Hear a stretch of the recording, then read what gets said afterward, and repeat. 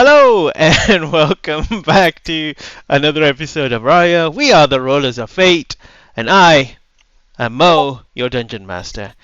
Normally I am up to no good, but today I will behave, so none of the players need to worry about it. He's lying. Speaking of players, we have Andy, Lucky, Afric, Mark, Alex, and Lucy. Lucy? Lucy. Luke, why are you dressed like that? Oh my goodness.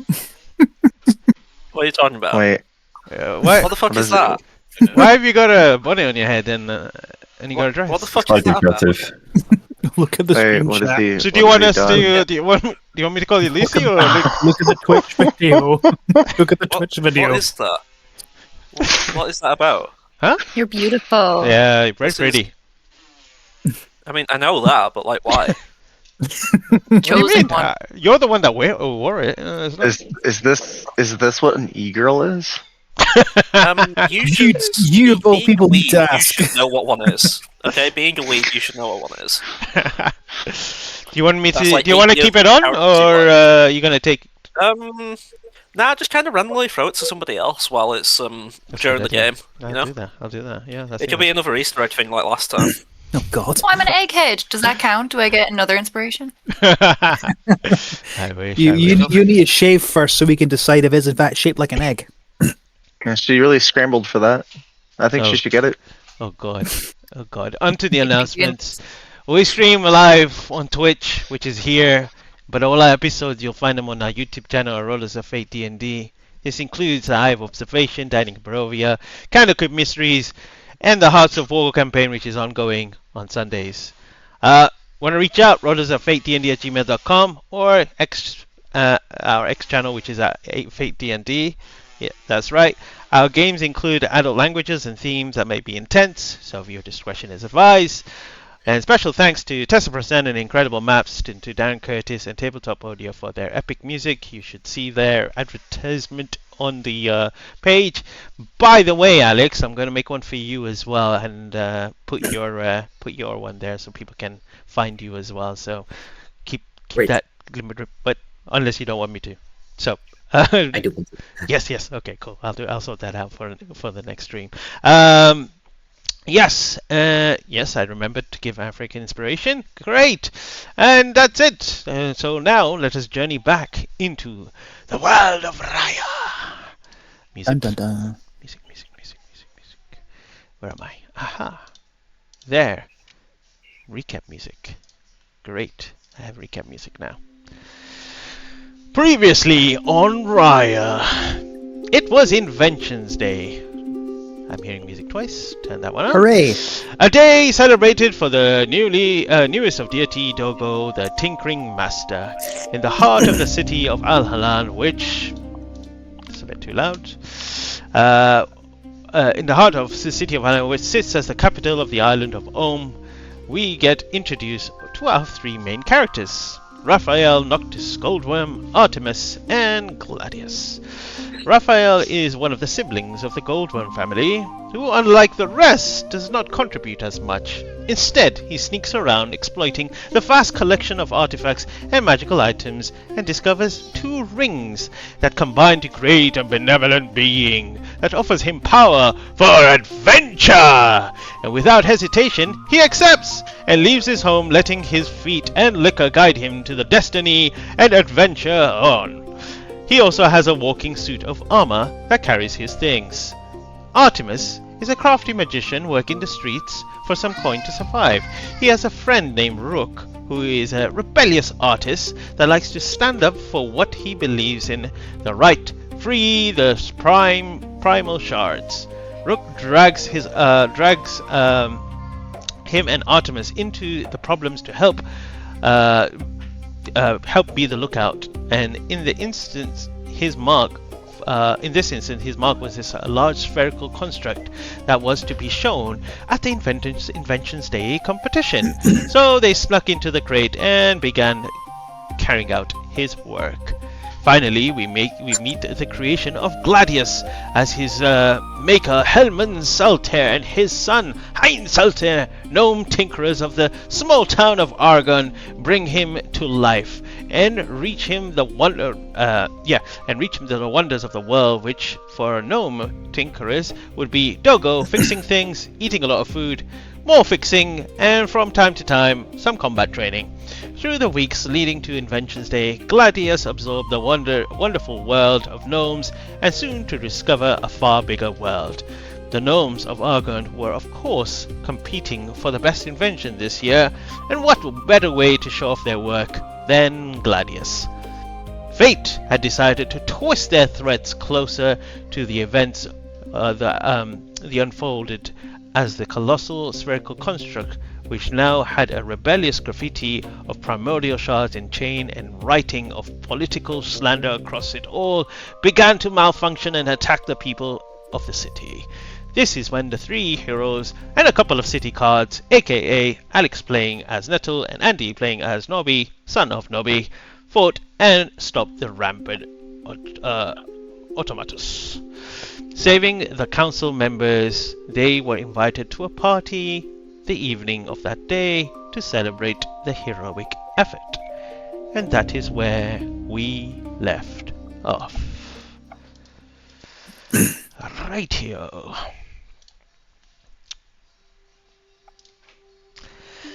Evening settles over Alhalan like a velvet curtain stitched with gold. The city still hums from the triumphs of spectacles of Inventions Day, but now the energy has changed. The streets outside are lit by crystal lamps and the enchanted lanterns. The noble carriages line the road before one of the finest estates in the city.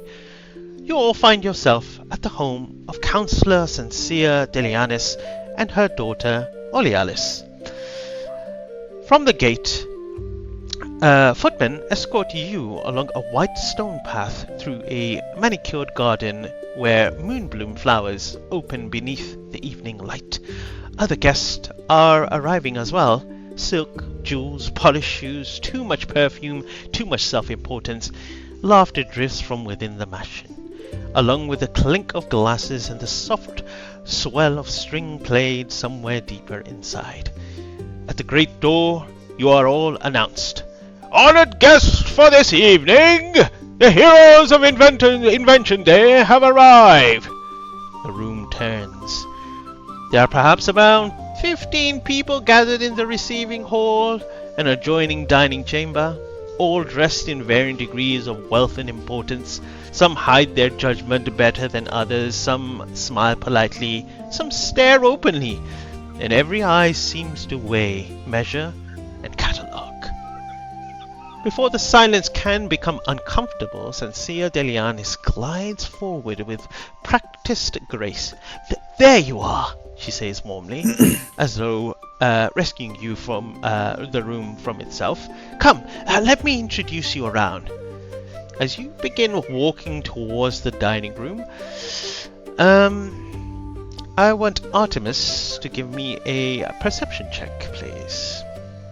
In the meanwhile, Mo, important question. Is this place better or worse than mine? Oh, I mean, yours is a... this is like It's a... overall quality and how great and big it is, like, compared to, like, no. I would say... It's on par. These are rich people. They spend like your family spends. So keep that in mind. You probably need to know. Okay, what did Artemis get? 17. 17. 17. All right. Sorry, let me just put that back. Put that back. Great. For just a moment, your attention slips from the the chatter of the nobles of the lands and other dining table ahead of you. But there, sat nearby among the silver platters and the crystal goblets, as though it belongs there, is a sleek black cat, its tail lazily swaying back and forth. A And then a servant passes in front of your line of sight, and then another guest. And when the view clears, the cat is gone. No leap, no sound, no movement. Just gone.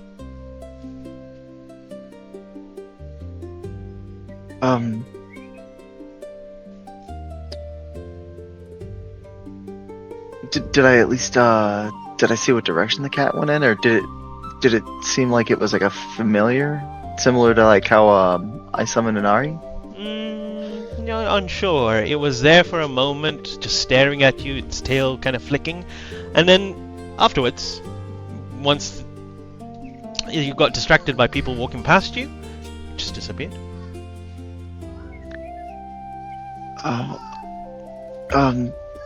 Interesting. I'll look to the others and I'll just start asking some questions to I'll ask Gladius. So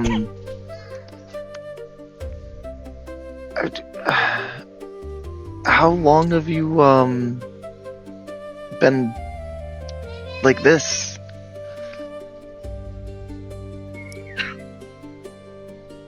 That's a good question. I believe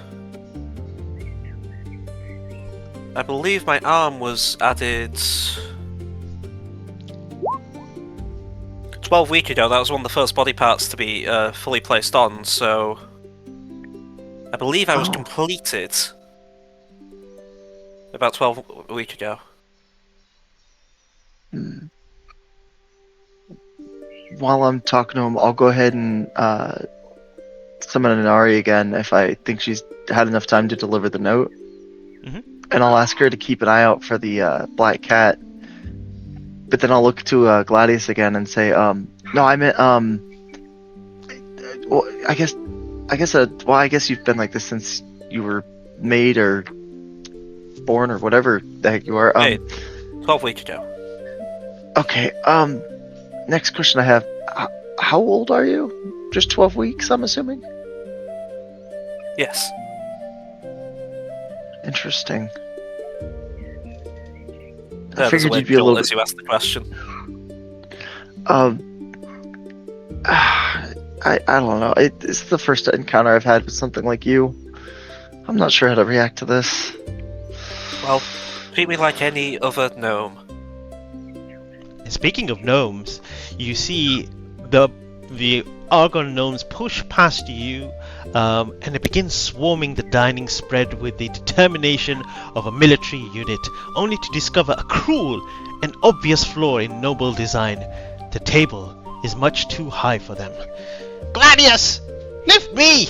No, lift me to the tray! No, pick me to the pastries first! The cheese! Heavens! Look at the cheese! You hear them say, as they drag Gladius away to kind of help them pick up the food.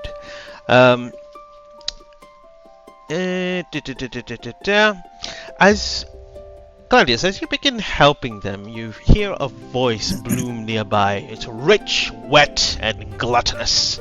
Let me just. Where's it where? Yeah. He just had a Wet one. cold. Yeah. He just had a cold. Yeah, what a masterful creation! Gladius, as you turn towards the speaker. I feel like I have to activate the wiper blades on my eyes because of how wet the voice is. Yeah, pretty much. Your vision suddenly crackles with static, and the room distorts. For one horrible instant, everything drops away, and you see the exact same man that you're looking at lying dead on the floor. There's blood pooling beneath his head. Something long and narrow has penetrated his skull. His eyes are open, but they're empty. And then you snap back.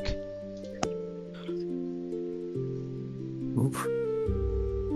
And he's standing there, alive, bright, no blood. I just put my hand on his shoulder and say, "Live a long life." I assume that's what people do. You see in front of you a heavy man with a flush face, expensive clothes, and with a pleased expression of someone who mistaken his own opinion for a bit of for a charm. You see in front of you is actually a sea elf, but he's very round. It almost looks like a catfish. And as he looks towards you, and you say that, and he goes, "Well, let me be the first to shake it. Glottok Oogles of Oogles and Oogles. Perhaps you've heard of us." Let's see. okay, straight check. Make him a disadvantage. Fuck, just an nat 20, you bitch. A 9? No. You see, he goes, Perhaps not. We make the finest wigs in the kingdom. Thank you, truly, for saving young Olealis and her lovely mother. My son, Ploncolius, has a rather soft spot for her. Would have been terrible shame if anything had happened. he gestures across the room. Say that name again, please. What? I want to hear his son's name again, just because. Ploncolius. There you see Olealis, and beside her is a tall, painfully thin sea elf, young man with kind of like a sharp buck teeth, a wart on his side of his nose, and the kind of posture that suggests he has practiced being superior in the mirror.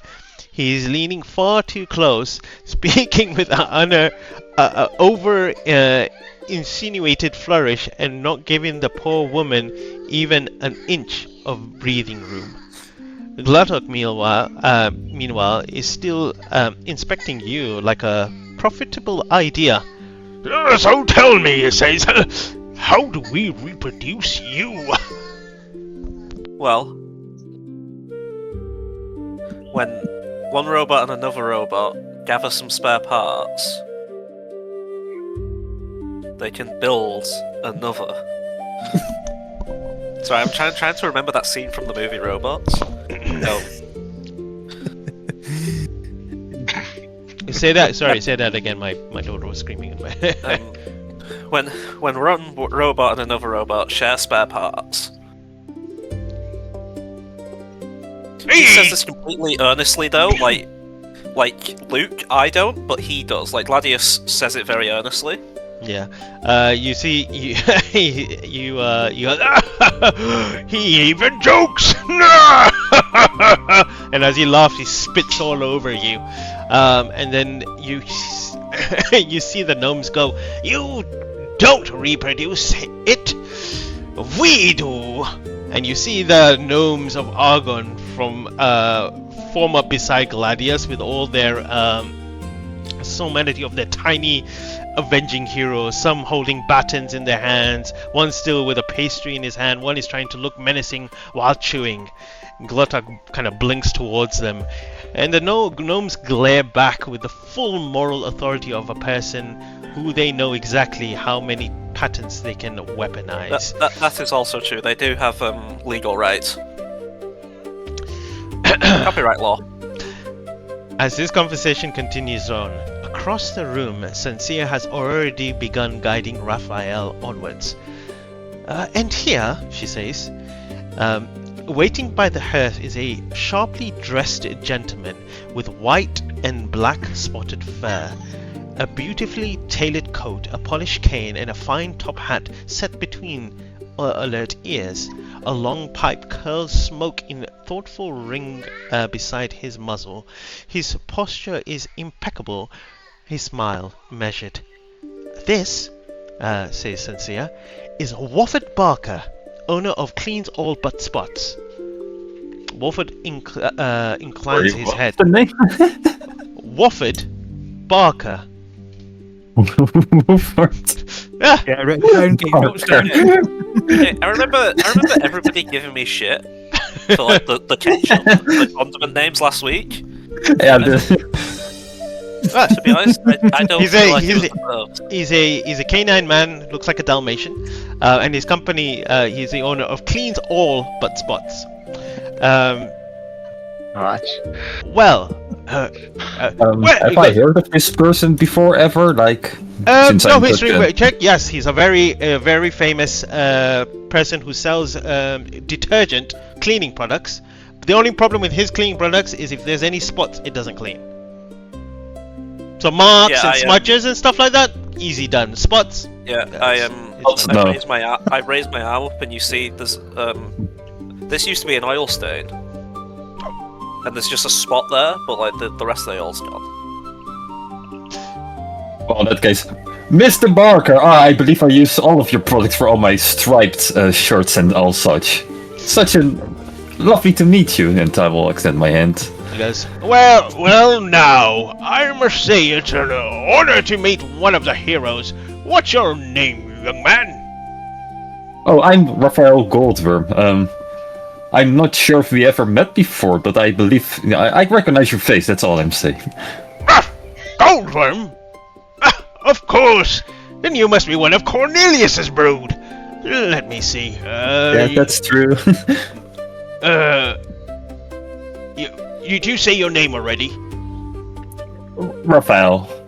No, I've spoken to Marcus. And yes.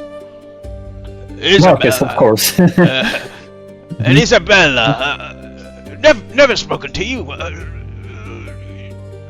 What exactly do you do for the family?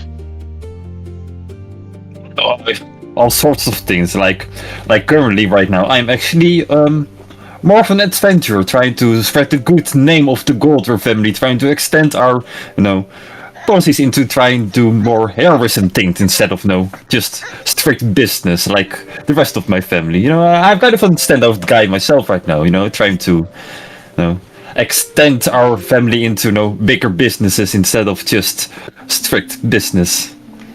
make a persuasion or a deception check, depending on how you want to kind of put it towards him. He's an unemployed influencer. Strong youngest child energy. Yeah. Yeah, it's of course it's persuasion. He's not lying. He thinks. Okay, does it do the thingy? It does do the tinky. That's A23. If you don't think you're lying, but you're clearly lying, do you have to roll to gaslight yourself?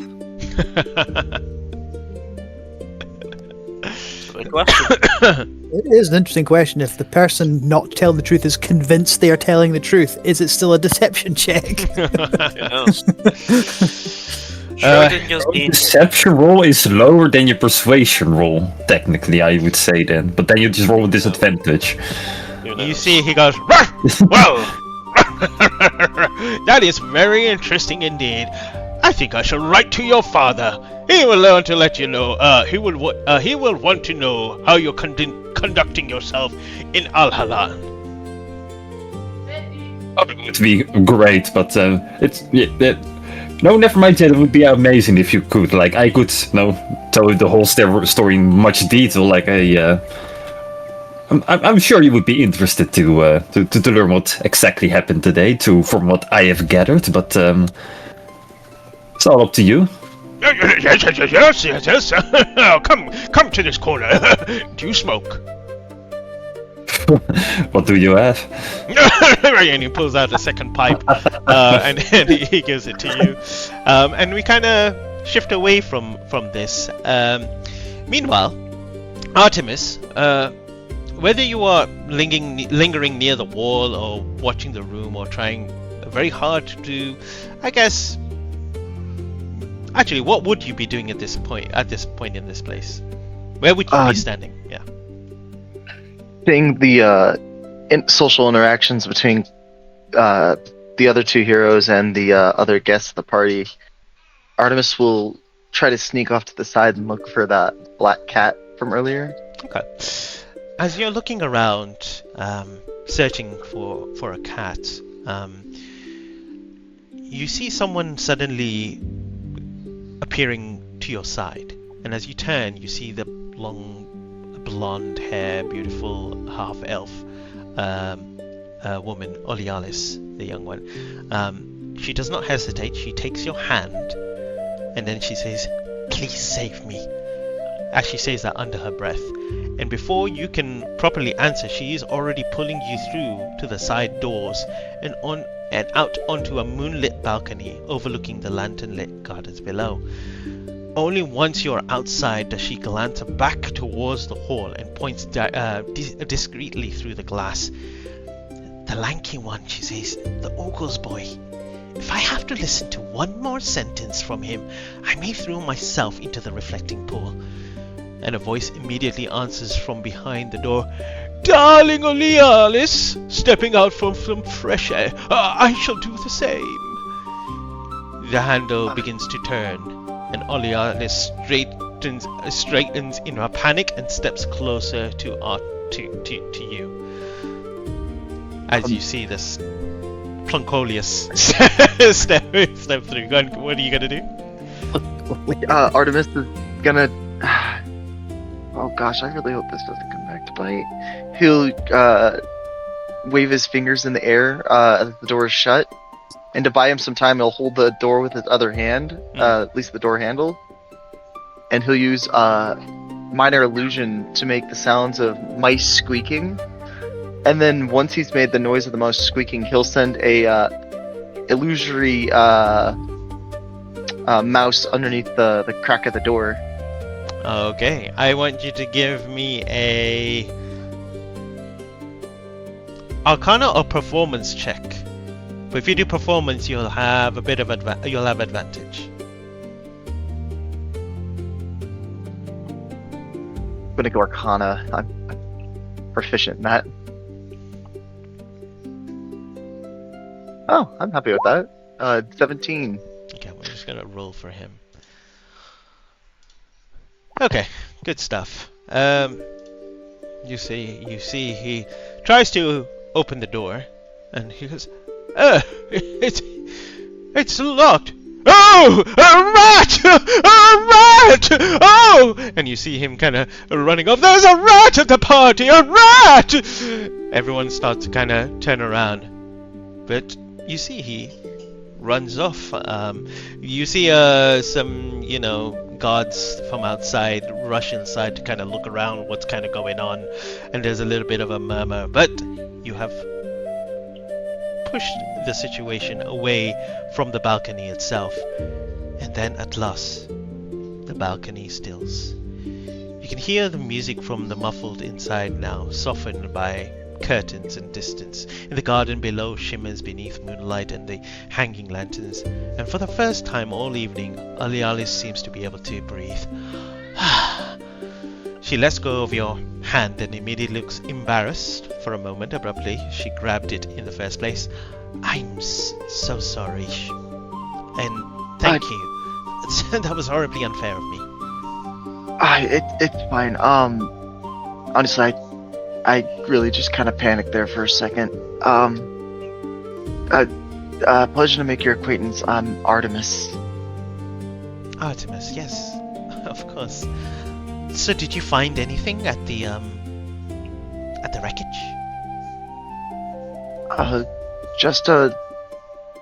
I'm assuming a rich noble boy and some sort of weird robot with he's well-mannered, I guess, but... Oh, you're talking about the No. other heroes. Oh yeah, sure, other heroes, yeah. Those two. As for anything else, no, do you know anything about what was supposed to be in that wreckage? No. I was pretty fixated on you saving my life, doing magic that I've never seen before. I was impressed. I only know one other person that's able to do such powerful magic like that. Where does it come from? I just some tricks I've learned over time, and he'll uncomfortably put his hand over over his jacket pocket where he keeps his book. It's just tricks I've learned over time. It's nothing major. If that's nothing major, I wonder what else you can do. What more powerful magic you're capable of. I did see you were using a book, right? Can I see it? No, no, I'm sorry. Oh. That's my book. Okay, well, I have a book too, and you see, she pulls out a book, and you see it's actually a spellcasting book. I'm studying the arcane arts as well, apprentice level, nothing exceptional yet, like you, but enough to know what's the ordinary and what's not. I would really much like to understand it. If you're willing to teach me or tell me, I have a teacher already, but. I'll be honest with you. I still haven't got a grasp on the arcane myself. I'm not someone you should be asking to teach about magic.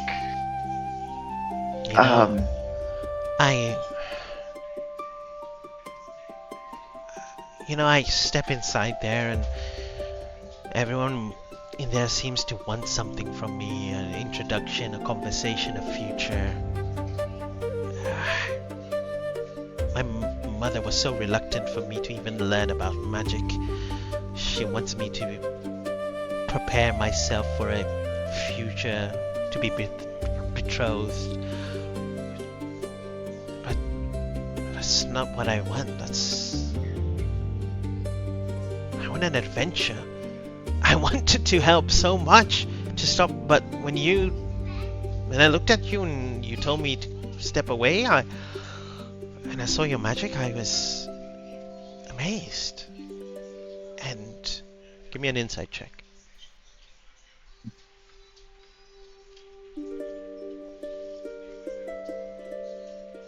Yikes. You look at her and you think that she's really interested in magic, and like, as the first person that you've met in the city that has kind of like the similar interest as you,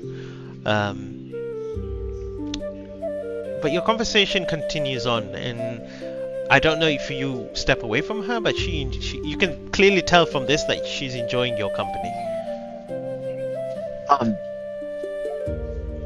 Seeing her enjoy my company, he'll keep it sort of minimalist and focus on.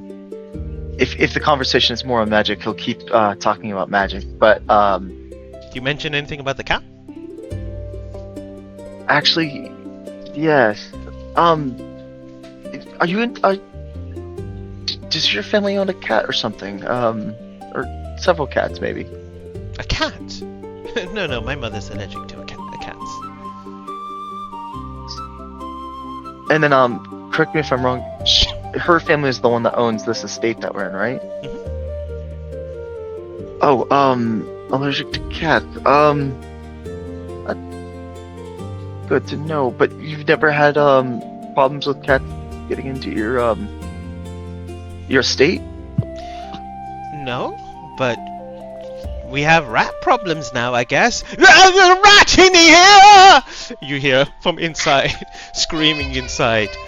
And as we kind of step away from this, we move away to the dinner happens. You all eat. I look at the food. You look at the food, and the evening draws more near. The dinner draws to a close. The final guest of the evening offers their farewells, trailing perfume in pleasantries. 1 second. Yeah, say hi to it. Did you also hear that? I believe mimicked when the mob said, "Oh, I believe that." You heard it in the background as well. Pleasantries and promises of letters that may or may not be ever be written. One by one, the noble voices fade, the clink of departing heels soften, and the grand hall begins to exhale the tension it had held all night. Then, just as it seems the evening is finally over, the door opens once more, and framed in the entryway stands an elf so old that time itself seems to have started losing interest in finishing the job. He is withered, yes, but not frail in spirit. His face is lined like dried bark, his skin pale and flaking in delicate patches, and his beard and hair hung tangled in knots like old roots half pulled from the earth. Strands of faded blue still run through them, though the ends have kind of browned and curled like the petals of a blossom long past its prime. He bears the unmistakable traits of an elf born of the blue animaris, a rare flower of deep sapphire bloom whose petals darken at the edges as they age, praised for their beauty and mourn for how quickly they fade. And yet, despite all of that, there is the smallest, sunniest smile on his face. He steps inside with the shambling dignity of a man who has long since stopped caring whether the room approves of him. Ah, terribly sorry I am late, He says, in the tone of someone arriving only a few moments behind schedule rather than well after the entire evening has practically ended. I was stuck in the toilet, both literally and figuratively. You understand, it seems my butt was wedged in the hole. Likely because I was sitting on it for far too long and because I fell asleep. He pauses thoughtfully. When I woke, I had slipped down somewhat so that the water had touched my buttocks. He nods to himself as though he clarifies everything. Well, I suppose I shall be head back now. Bye-bye! There is a stunned silence, and then Olealis, brightening at once, steps forward. Master Emberstorm, I'm so glad you can make it. The old elf turns his head towards her, and the tiny smile on his face deepens in something fond and familiar. Hello, Olealis. I trust you have been keeping up with your studies. He gives her a sidelong glance. And thank you for ruining my exit plan. She giggles at once, the sound light and unguarded in a way it has not been for most of the evening. It is clear instantly that this is no ordinary late guest. This is someone she cares about. Or, there it is, the presence of this person makes her lighter, freer, and more of herself. Sincere inclines her head with polite patience, though she cannot quite disguise the long-practiced look of tolerance one revers of powerful old men who have thoroughly abandoned conventional behavior. Master Emberstorm, she says, you are welcome in this home, regardless of the route by which you arriving late. Emberstorm waves that off with a dry flick of his finger. Oh, don't dress it up, Counselor. I was delayed. My old age and poor bathroom engineering. It was, wait, I just skipped. Sorry, I pressed escape and it disappeared.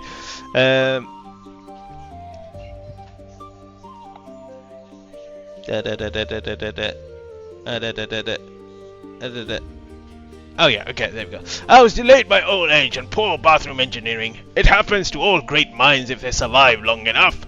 He shuffles a few more steps into the room, his robes whispering against the floor.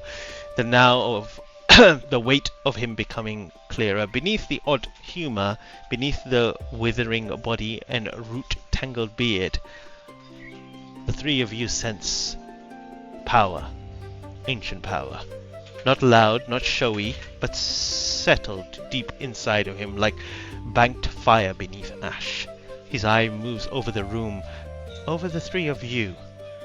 And, for that brief moment, all the absent-minded's comedy falls away. He seems more than he lets on. And then moment passes, he sighs. Well, is there any dessert left? Or has nobility once again mistaken small portions for refinement? Olealis smiles and quickly moves on to his side. I'm certain there's something in the kitchen. I'll get it for you. Splendid. This evening is salvageable after all. Olealis straightens, still smiling on her arrival, and gestures towards the gathered company after getting him some dessert. Everyone, this is Archmage Valthor Emberstorm, head of the Arcanium Guild, Master. These are the heroes of the Inventions Day. Valthor blinks at all of you, deciding whether any of you are worth the effort of standing up straight. Heroes of Invention Day, huh? Well, not to burst your bubble, but we get heroes in and out of this city like a swift fart on a summer's breeze. So do try not to be offended if I forget your names by tomorrow. He taps his kind of knotted finger against his own chest. Go ahead. Gladius puts his hand up and says, "Speaking of Inventions Day, as hero, can I win?" I Since You both have a great point, past though, Invention because Day. I did defeat the other invention. You see, you see the counselor go, I thought we had already agreed that you had won. You, as well as obviously the gnomes of Argon. I wanted to just confirm it. I hand a ribbon to Hellman. Okay, yeah, he takes it, and he goes. He looks at the three of you and he goes, Like the little turd said, I am Valthor Emberstorm. Fuck with me and I will kill you. Could you write that down, by the way? I The will name. not write it down. Oh. Pleasure to make your acquaintance, Artemis, and he'll just raise his hand up a little bit. Do you not have any good manners? You do not want to shake my hand? Artemis will shake his hand. I have a thing about. I'm sorry. I do not understand this boy. But But I don't care either. He'll conjure up a mage hand to shake his hand. Oh, a magic user. Oh, very well. he conjures up his Bigby's hand and he shakes your mage hand. Oh God. Hell, he just measured wizard dick with you. Oh my. As that happens, you see his eyes gazes towards Hellman. He squints, his head tilts. Does my eyes deceive me?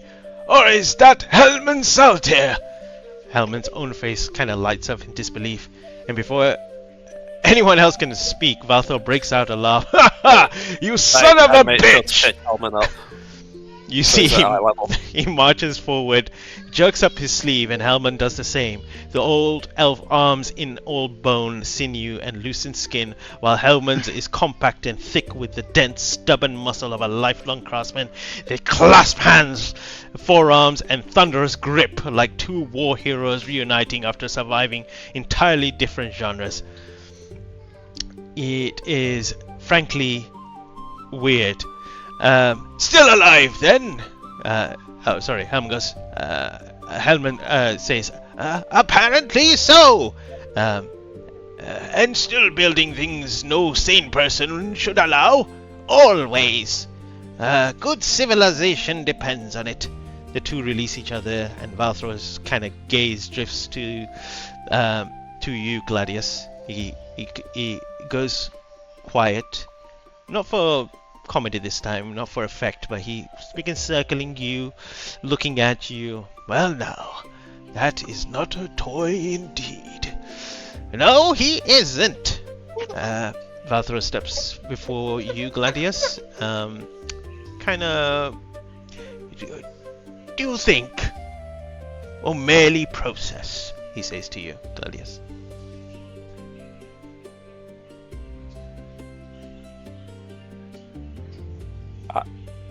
I process. Sorry, I had to process the answer. Excellent.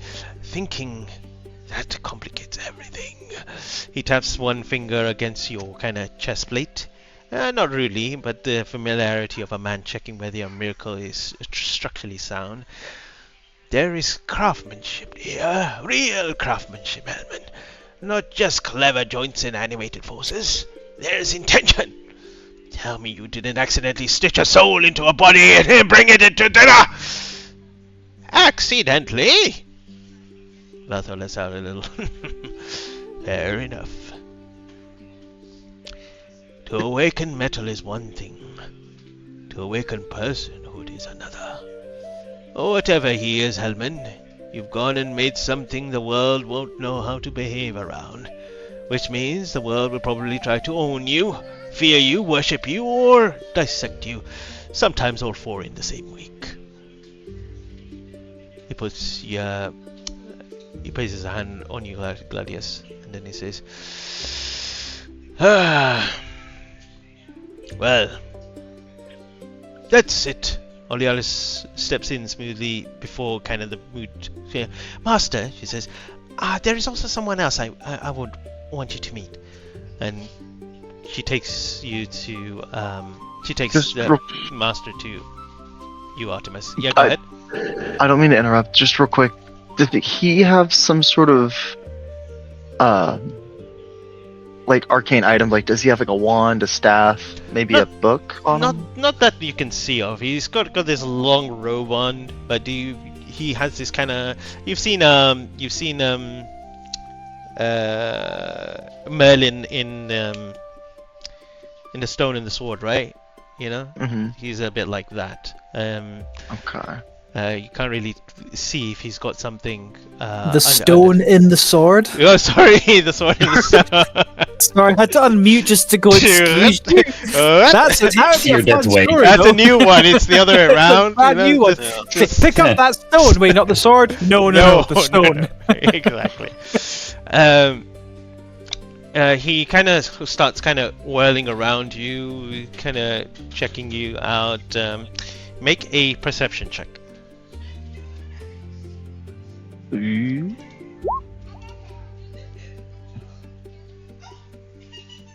Huh? 19. Ooh. Happy with that. Okay. You see, as he starts kind of going around you and stuff like that, you feel it before you realize something. You feel that your chest depresses, and you see that he is holding the book in his hand. His smile kind of which book? fades. Your book. Your spell book. Can you please give that back? He kind of waves you off, and then he kind of... everyone else is kind of curious. He opens the book.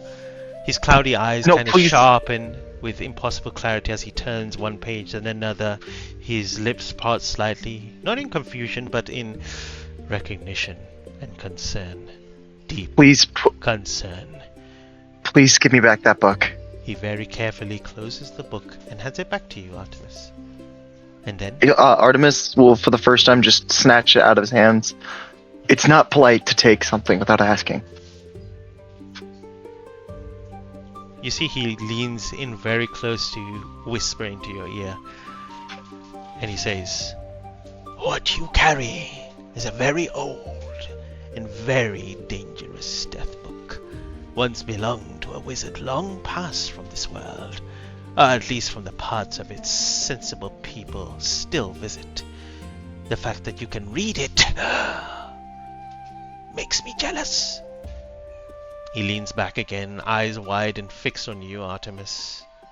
And then you see he gets scolded by Olealis. "Master, you shouldn't do that. He's a guest of honor." "Oh, guest of honor, whatever." And then he looks towards Raphael and he goes, "Nice bling." Check my pockets real quick. Oh fuck. Oh fuck. As he looks at your rings and he just says, "Nice bling." Oh thanks, yeah. Family heirloom. Non-story. While this, before it gets even more escalated, seeing Artemis, flustered, Sincere kind of stands up and clears her throat and then changes the subject completely. She says, "Will you be heading to the island of Pantheons for your inspection? You always leave it until the very last minute and then complain about your protection. Not that you need any." Valthor straightens and draws himself with the indignity of a man offended by a fact. "I never complain!" And then we see a montage of flashbacks, a rapid fire of montages of him complaining about if Captain Merrill clinks one more time on his breastplate, I shall shove him into the ravine. And then the next one he says, "Why is Lisa Fenn breathing so loudly?" And then another, "Sir Pelton Voss, if he says anything one more time, I'm going to burn him alive." And it kind of goes on for a moment, and when we jump back into the present, the room is silent. Olealis is trying to lighten the mood by laughing. Sincere is not trying. Hellman is openly enjoying this. And then that is not complaining. That is precious precision criticism. Sincere, your mouth twitches. Of course. You see, Valthor folds his arm inside his sleeve with a stiff dignity of a man who has decided he is winning this exchange by refusing to acknowledging reality itself. "The island of Pantheon," he says, "contains a great many old wards, half-sentient ruins, ceremonial nuisance, and at least one door that refuses to open unless properly insulated. If I leave the inspection too early, I must spend more time there. If I leave it too late, everyone accuses me of being irresponsible." He glances towards the ceiling. "If it's one life's great burden to be right so often and appreciated so poorly." Then he looks back to the group. "But yes," he says, "I will leave soon." Olealis speaks before the moment can pass. "Oh, well, why don't you take today's heroes?" she says, gesturing towards the group. "They're clearly capable, and we could all finally see the island of Pantheon for the first time." That word hangs in the air. That word hangs in the air for a moment, and a second later, Sincere answers, "You are not going, Olealis." Her voice is calm, firm, and absolute. "You have obligations here that require your attentions, and it is far too dangerous." Silence follows. A long one. Mother and daughter lock eyes across the room, and for a moment the rest of you may as well not exist. It is one of those silences that seems to gather in its own weight, dense and sharp and full of old arguments neither of them need to repeat aloud. In the background, the gnomes of Argon who have gone preternaturally still, being very slowly placing bits of food in their mouths as they watch the drama unfold with the solemn fascination of an audience at a theatre. One pastry stops halfway to Hind's mouth. Another gnome chews so slowly it seems medicinal. Olealis' jaws tightens. Something flashes across her eye, anger, hurt, humiliation, perhaps all three at once. Then, without another word, she turns on her heel and storms out of the room, silk snapping behind her like a banner in threat. And then the door shuts, not loudly, which somehow makes it worse. The room exhales. Sincere remains still for a moment and gathers herself with the disciplined precision of a woman who has spent a lifetime continuing forward no matter what the moment costs. And when she speaks again, her voice is composed. "Well, what do you say?" She looks at the three of you. Well, I would be the first of the Goldworms to ever visit that place, so how could I possibly pass that opportunity? So for me, yes, of course. I look to Hellman and say, "Am I waterproof?" I don't think you are. We'll be taking a boat. Oh, okay. I'm assuming there's some sort of compensation for this, correct? Yes, because if I rust over, I see, yeah, it may be bad for me. Yes, of course, you get paid as part of the city paying you for protecting me. I don't know how you're going to manage that, but sure, you will get paid, compensated. Or are you too upset now that I know what you have in possession? Just forget about the book. Forget about it. Let's. Yes, we'll go. We'll go. Good. Fine. I'll go at least. I can't speak for the others. If any of you slow me down, I will stick this walking stick, he pulls it out, in the nearest available orifice. And you will not like it.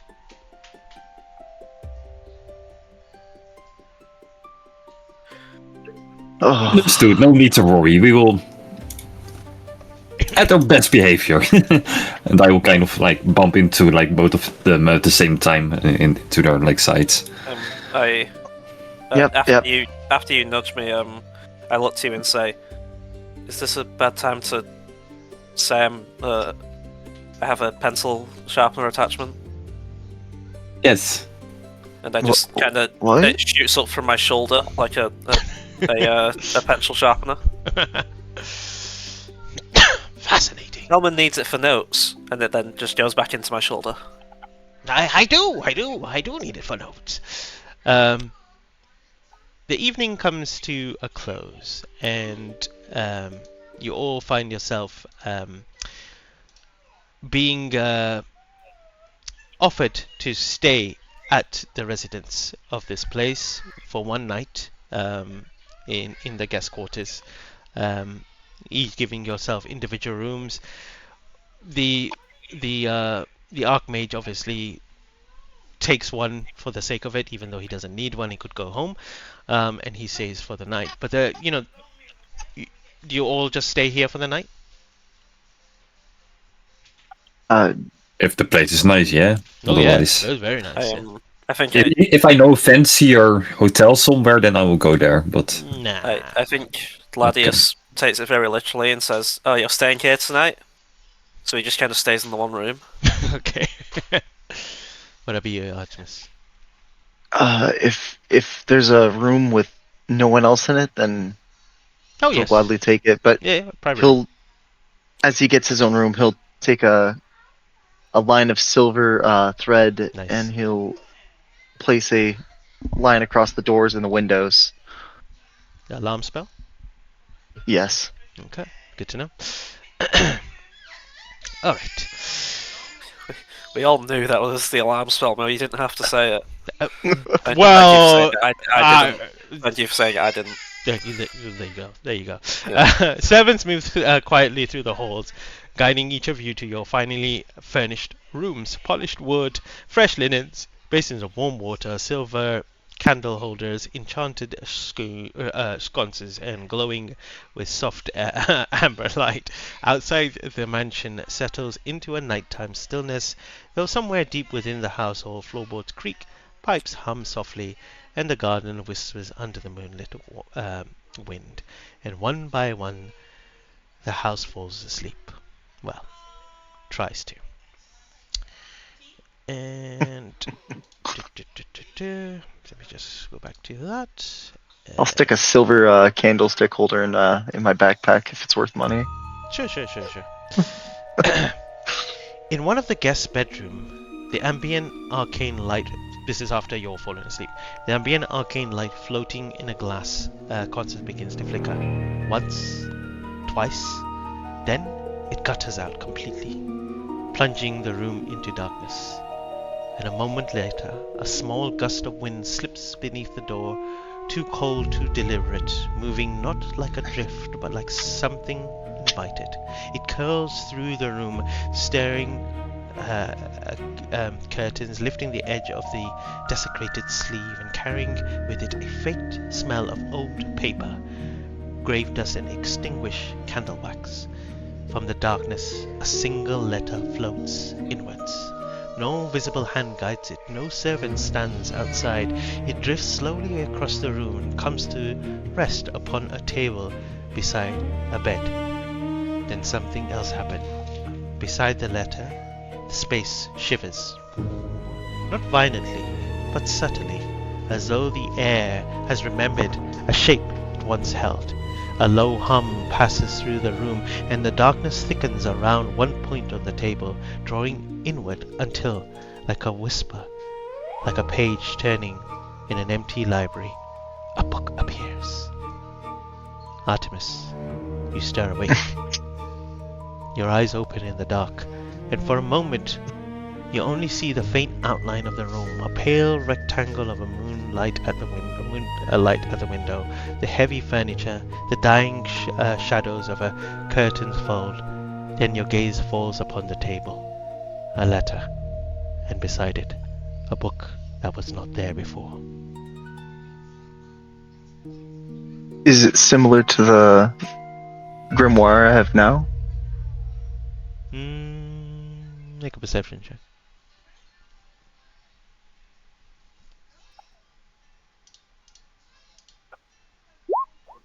Happy with that? 23.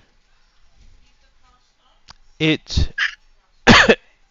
You are certain it is not a wizard's book, but it looks...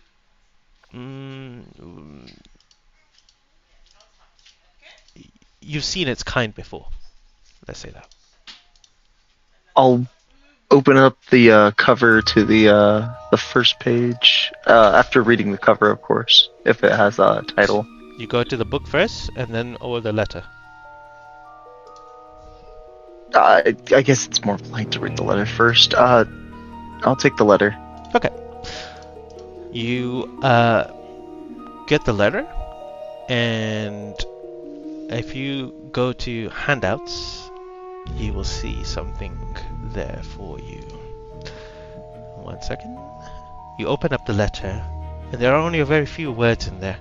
I will let you decide if you want to say whatever's inside there or keep it a secret. Of course, as soon as I find where the handouts are, I'll see It's where your characters, character I sheet. see- You see handouts. I see journal, I see art library.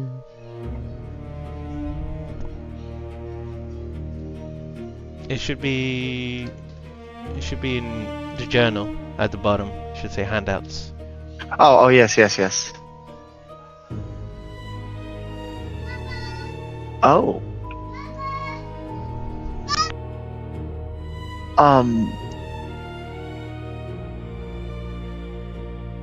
Artemis has like a mixed emotion, but sort of like a smile to his face. On the letter, it says, "Your grandfather is dead. His request for you is for you to have his death book." He'll look over at the book itself. Is the handwriting recognizable at all? Yes. Have I ever seen? Yes. It is. It is thick, Hello. like a tome. It's a thick book, and you know that it's probably written. I've probably got thousands of notes in there of a life. I'll open up to the first page Hmm. just to see what the contents is. You read that there is a name there. You recognize the name. I will not say the name out loud. And you start to turning the book pages one by one, reading through the beginning, and slowly we're going to step away from this situation as the view comes out of your window and you continue to flick through the book itself, and you see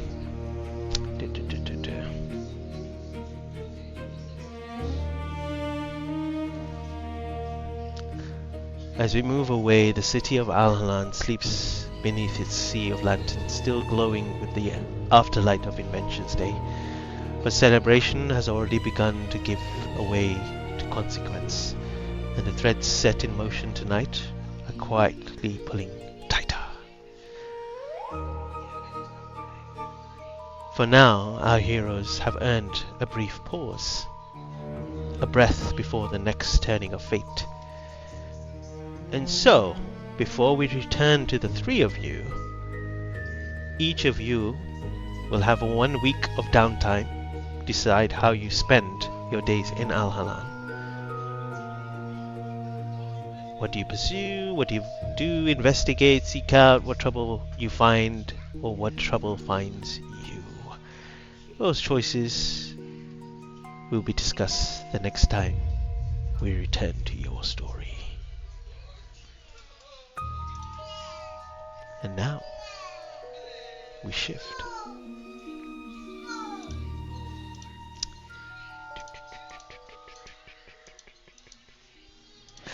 From the living side of RAIA, where everything is prosperous, we turn our view to the side of where the land has been taken, has been broken.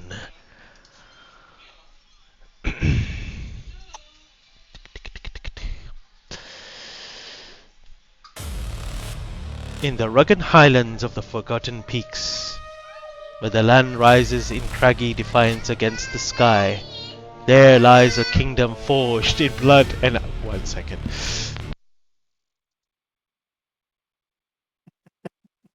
That felt apt. Makes sense for the place we're going now, I guess. A lot of screaming. Chaos and She screaming. just coming to show me her plaster. Okay. Where were we? It is a place of harsh beauty where the chill winds carry the scent of pine and distant echoes of battle. We zoom into the packed arena where the sound of drums thud to the beat that encourage the blood to boil. You hear the sound of orcs' fists slamming against the side. Roar! As you see 2 orcs beginning to circle each other.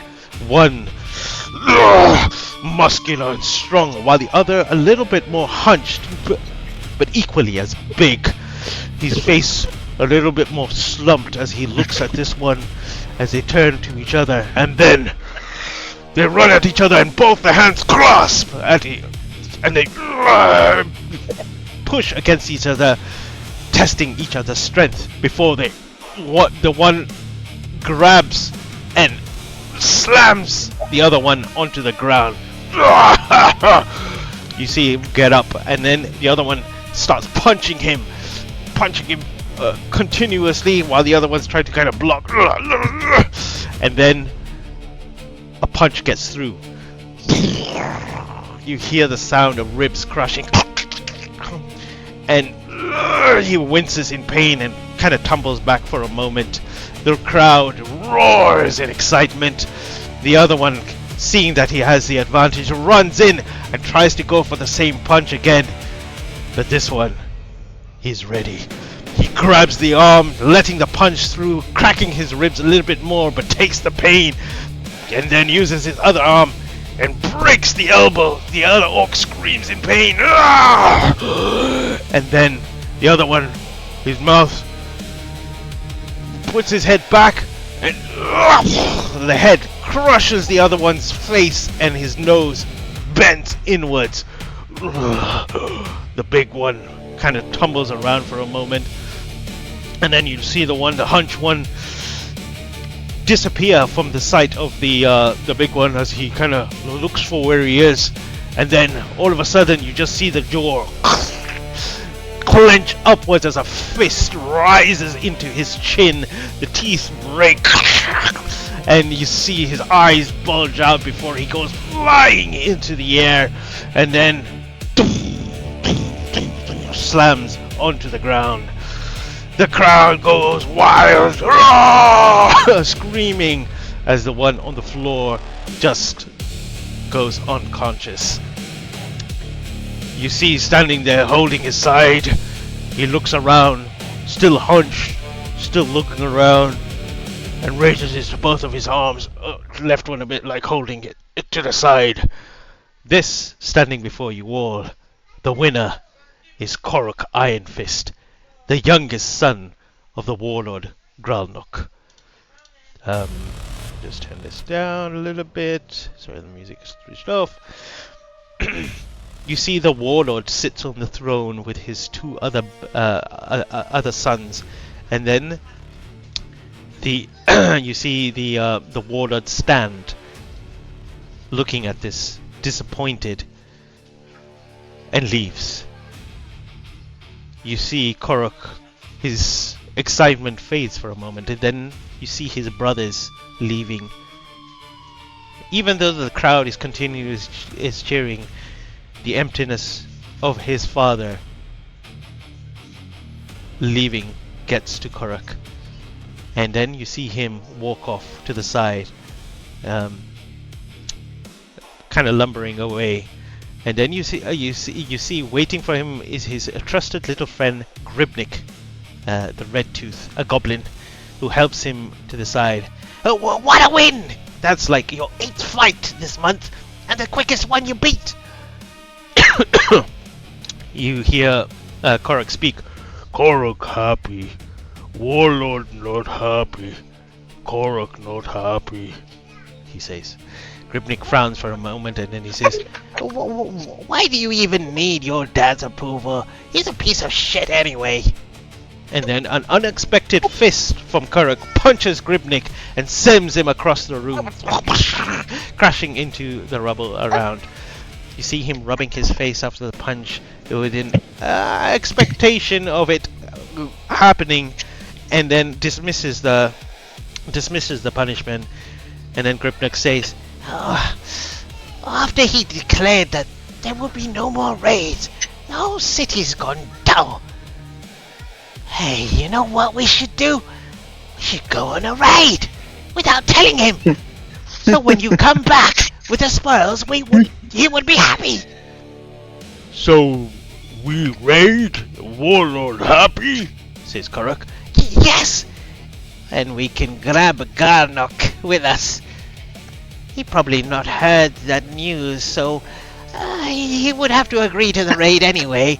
And if all things go wrong, then we blame him. It's really a win-win situation. You see Korok kind of stand up and says, We go Garnok home. He fixed me. We take him. We raid. Let's go. You see the goblin climb up onto Korok, and the hunch kind of orc begins kind of lumbering away. You know, have you seen? In the World of Warcraft, the way they're kind of hunched a little. Yeah, it exactly looks like that. And you see them set off outside the city of Golgath to somewhere in the distance outside.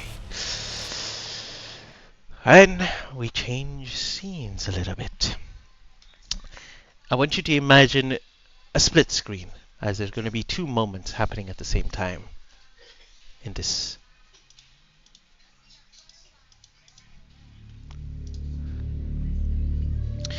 We see an old cabin in the woods.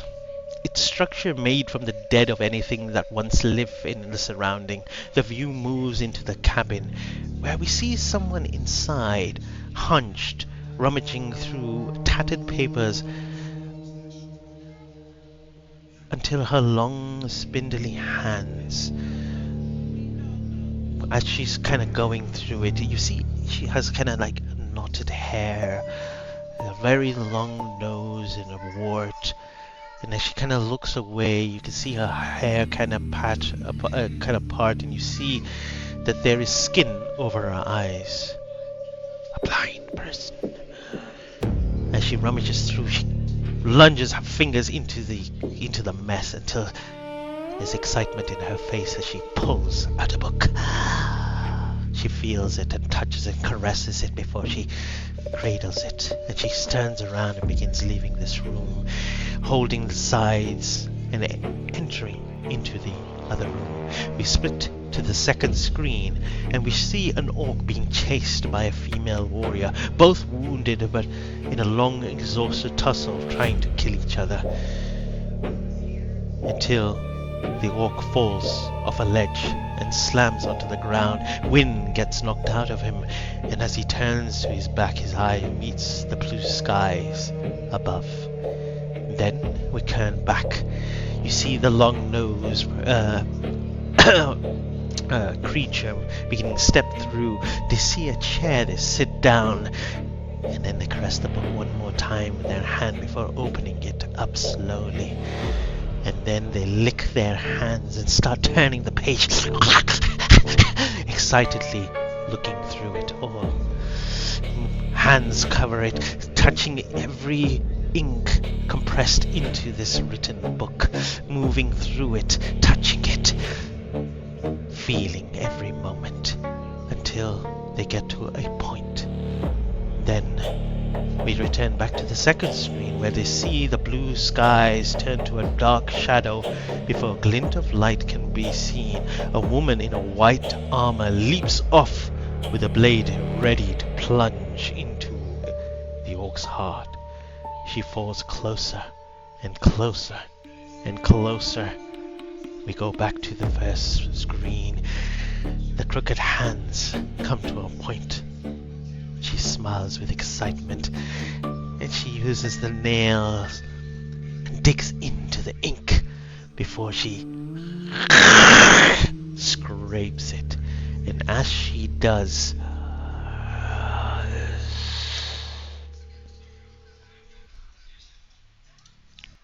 Gregos, you awaken,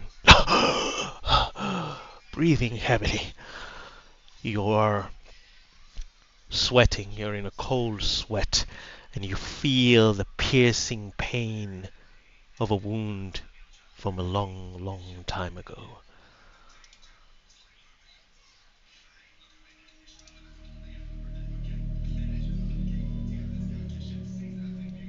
Why don't you describe who we see laying there on the bed? On the bed, you see an old orc man, the years etched onto his face. At a glance, almost gentle, if not for the fact he seems in some kind of distress after this nightmare. Thank you, Tiff.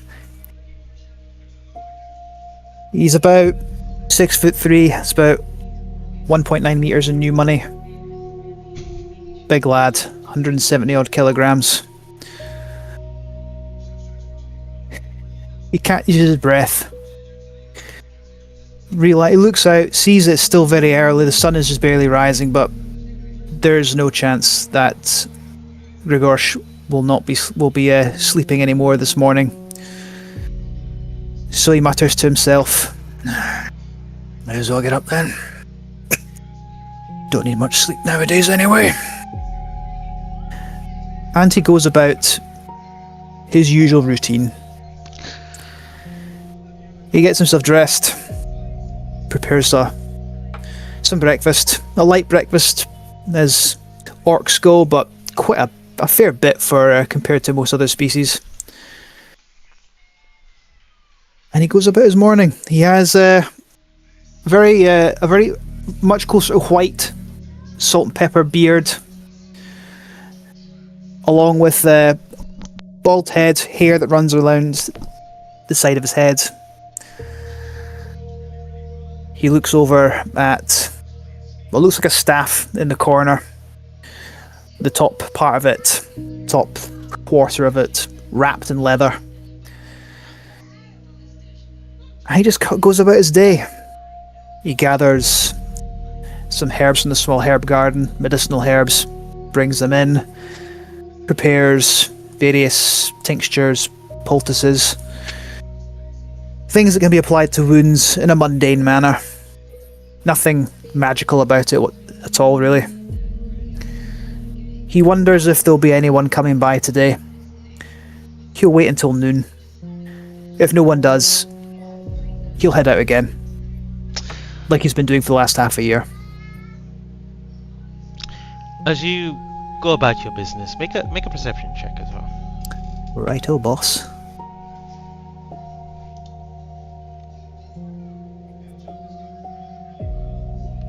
12. That's fine. As you go about your day, you notice something. You look outside, and you and I guess a family friend of yours, they generally come by, not waking you, but they leave you supply of food for you, and in return, you give them medicine. But you notice that the bag outside, the little satchel that normally has food in there, even though you have food already with provision, you're expecting your friend Darian Vayner to come by and drop a large supply because, I think it was about time when you thought perhaps you may go and never come back here again. And the thoughts linger for a moment, but it also concerns you that you don't have the supplies you need to take a longer journey. Probably Darian's busy. He works at the coal mine, not too far from here, and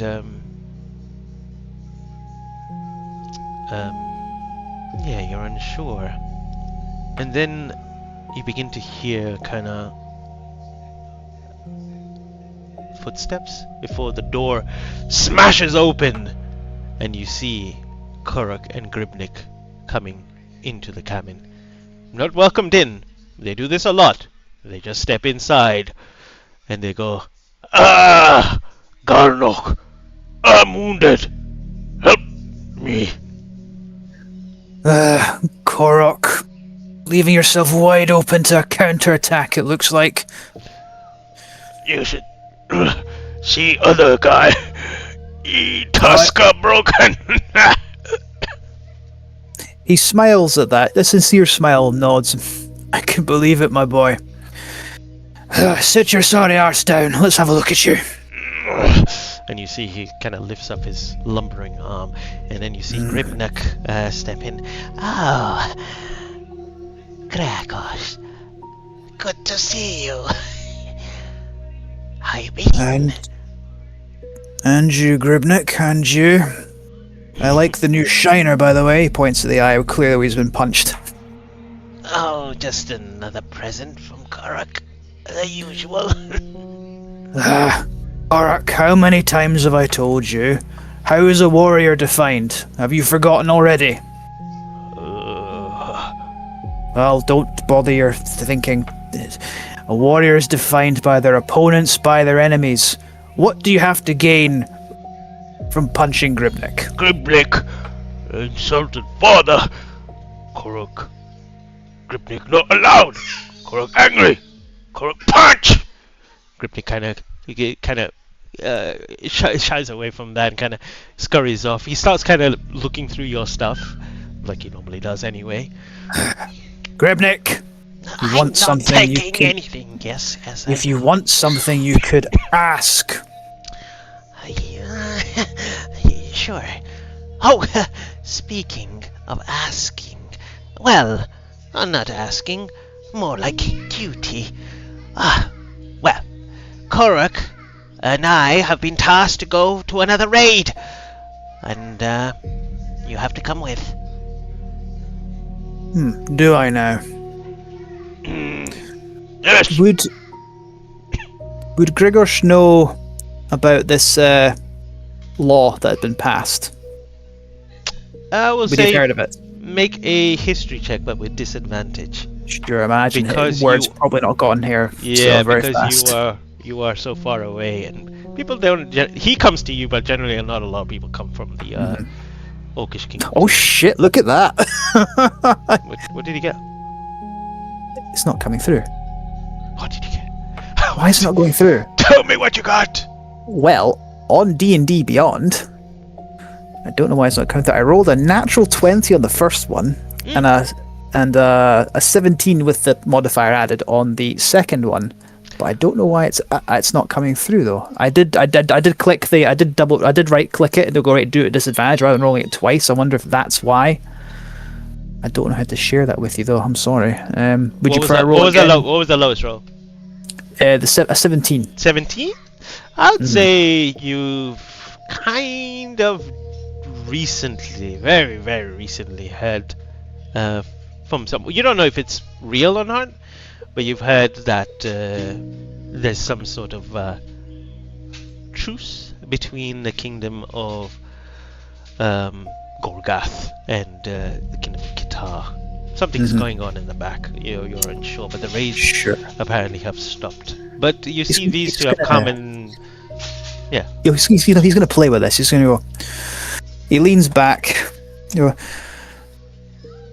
Boys, are you telling me you're going to go against the wishes of the war chief? He just sort of raises an eyebrow at them both. He's gonna let them sweat a little bit. You see Korako immediately sweating, his eyes moving left and right, trying to think of something to say. Gripnik goes, yeah, well, you know. But I don't actually care what the war chief has said about this. Is this raid going to be on a worthy target? Oh, so you're in? Answer my question. Is it going to be on a worthy target? I'm not interested in killing farmers. Well, we don't kill anyway. We just steal. You know as well as I that these plans often go wrong at the first contact with the enemy. We will not kill any person. We will just go find some amazing loot, bring it back to the Lord, and Korak will gain his honor back. Well, his father will look at him. He folds his arms and go, well, if there's not going to be a worthy fight, why would I be interested? I know of no need for loot. Well, there will definitely be gods of guitar around. You'll get to fight, I'm sure you will. So, is this going to be a worthy target? Yes, 3 of us will go find target and take everything. Come! He slaps you on the back, he sends you a bit like 5 feet forward. Look, you know full well I'm more than happy to go on a raid. But I've told you both before, not interested in soft targets, farmers, merchants. There needs someone worth fighting. We follow you. Where are you going? He says. Really? I look at Gripnik, narrow my eyes a little bit, because he clearly had an idea in mind. And he's gonna... I think we can find a place on the map. Give me 1 second. He goes and I'm assuming he has like a map or something in his somewhere in his home. Yeah, I think the closest place to you, which probably will have, and you actually know that there's been a lot more movement from the Kingdom of Kitar there because of this stoppage of raids and stuff, is the Bracken Pit. It is the coal mine town close by. Your friend Vena doesn't live there. He lives away off in a small place. He would make a point of not going to where his friends are. Yeah, he'd make a point of that. Yeah, but he's on the way, so you could go by him to see what's up and see how he's doing. Yeah. See how he's doing before you go there, and whatever you need to do from there. But okay. I think this is a point for Gregos to kind of decide: is this now a time for you to leave for good and kind of go your own way? He's pretty ambivalent about when exactly. He knows it'll happen at some point, so he's going to look at the map. He's going to put it out in front of them both, more or less for making a show of it. Really, already knows where he wants to go. But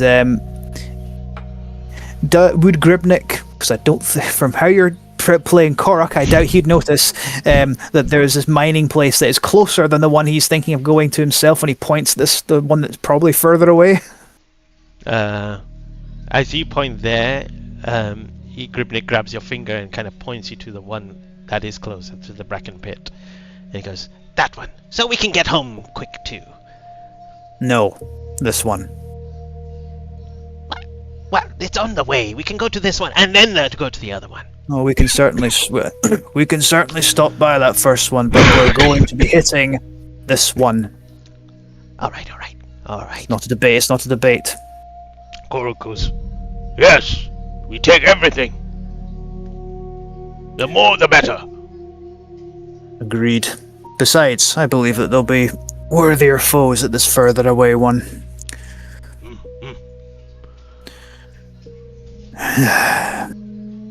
Korak, tell me, how have you been doing? Really been doing?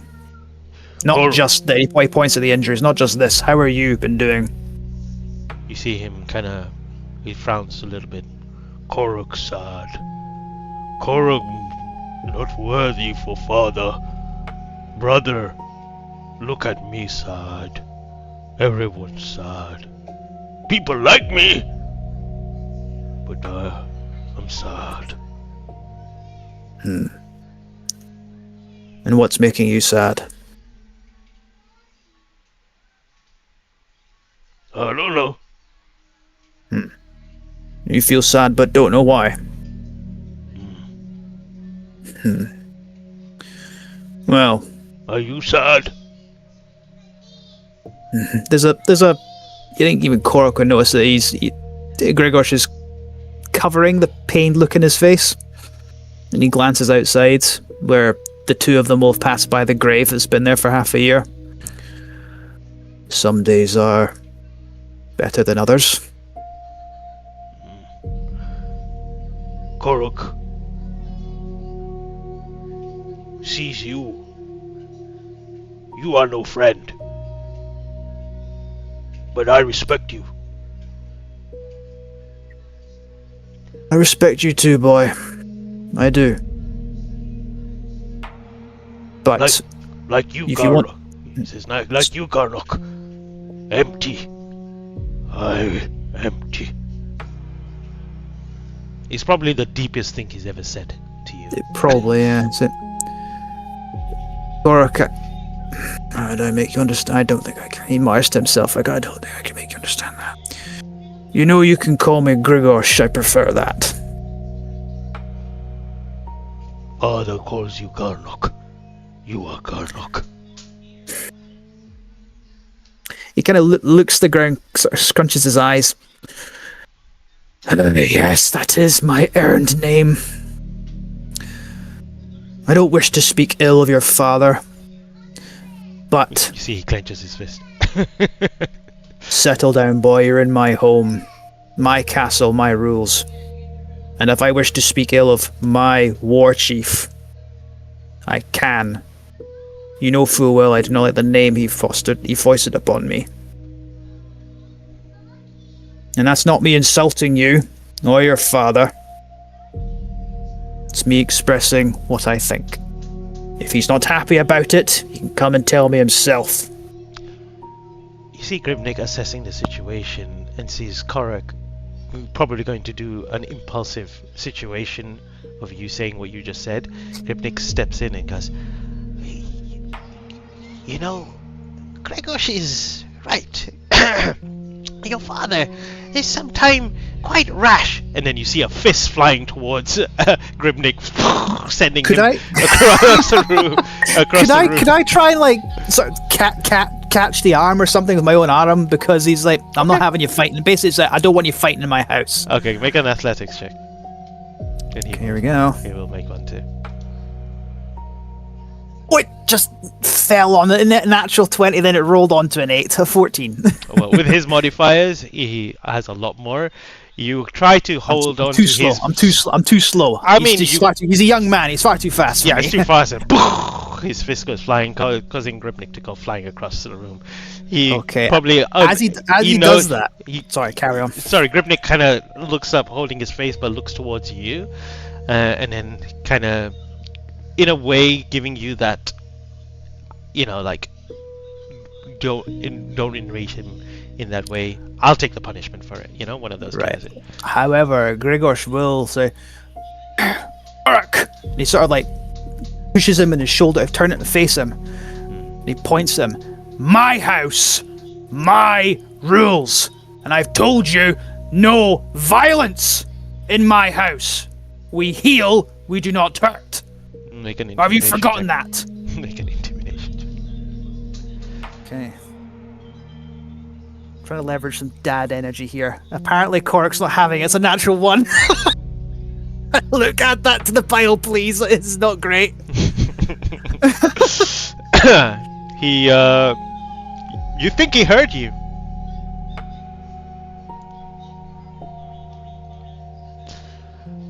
No response. Yeah, never mind. Fuck. He gathers his things. Says, both of you, outside. Ugh. You see him lumbering off, and Grimnick kind of slowly turns to you and looks at you before stepping outside, leaving you to your business as they wait for you. Grimnick! Just before he stops, I give him 1 point of healing from healing hands.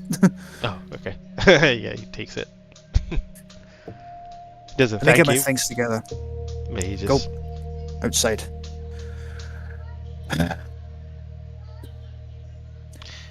Oh, now today is as good a day as any.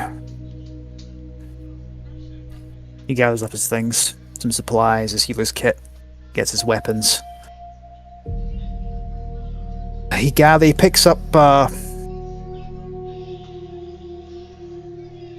dagger, and it's it looks like it's not been cleaned for a long time. There's a dark red stains on it, be slightly rusty because it's not been cleaned. And he sheaths it. Above game, this is more of a flavor thing. It's not like a weapon he would or could use because he's not been taking care of it. Like if he was to use it in a battle, it'd probably just. So I'm not going in my inventory or anything. you know, add it in as an inventory item. Sure. I'll put a rusty dagger or something like that. You never know when you're gonna need a rusty dagger to cause like, Tetanus. Yeah. Yeah, exactly. Yeah. I'd be all be good for. You never know when you need to give somebody tetanus. I'll give them tetanus, and I go, if you want me to make it better, I can, but work with me You're here. gonna give the BBUG tetanus, and it's gonna save us. You know that. I'm calling it now.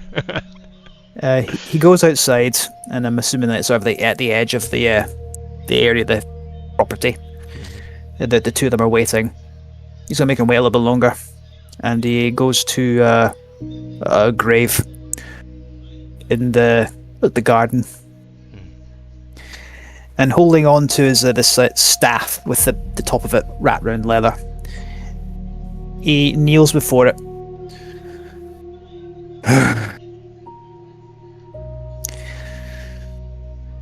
I don't know if I'll be back. Maybe I will, maybe I won't. But I don't know where your people. I don't know where you might be. Flew with your ancestors. I hope so.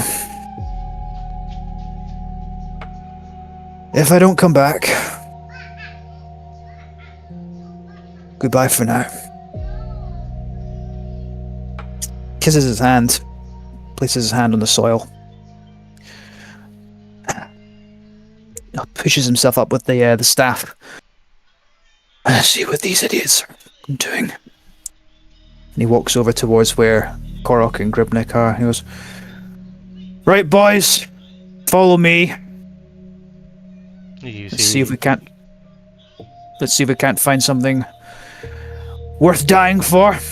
Yeah, you see Grimnick clambers on to Korok, and Korok is finished picking his nose before he starts following you. He keeps muttering to himself, "Boys had too many blows to the head. And you see Maybe I can fix that one day."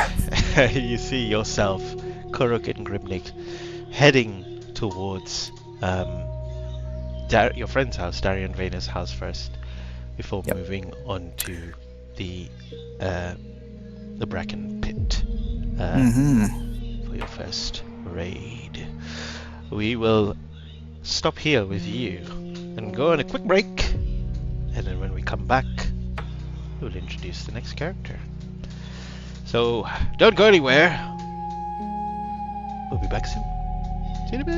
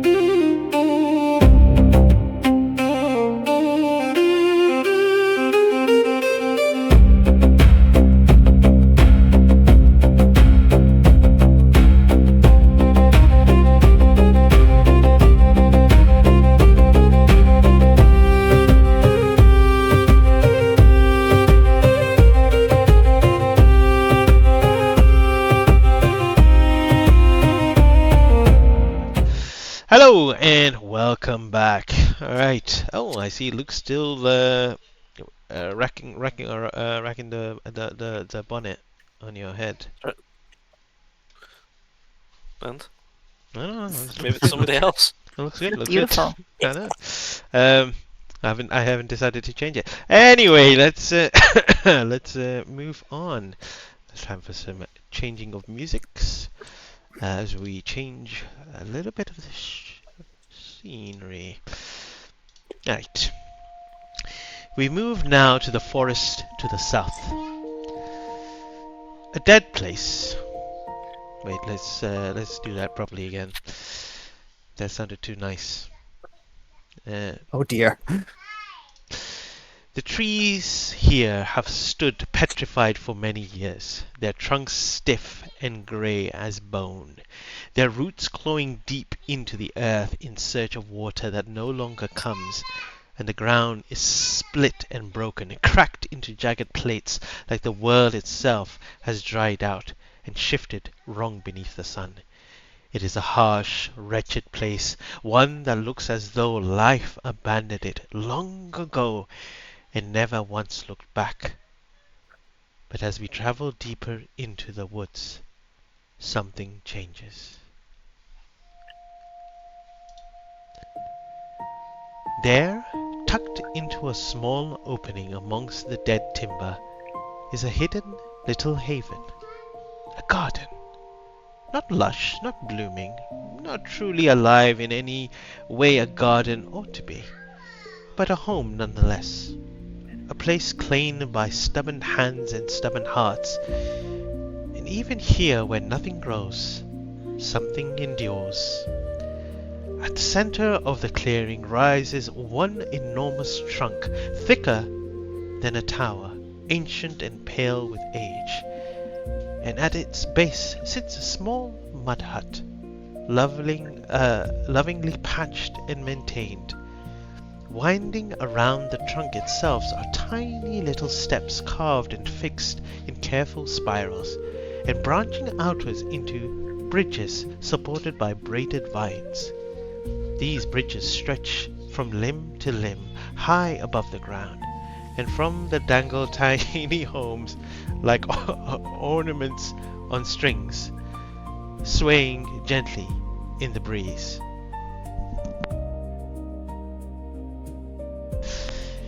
In the trunks itself yawns a dark hollow, and within it, that hollow, sits a curious shrine-like shape, a statue of a three-eyed frog, weathered by time, but still watching.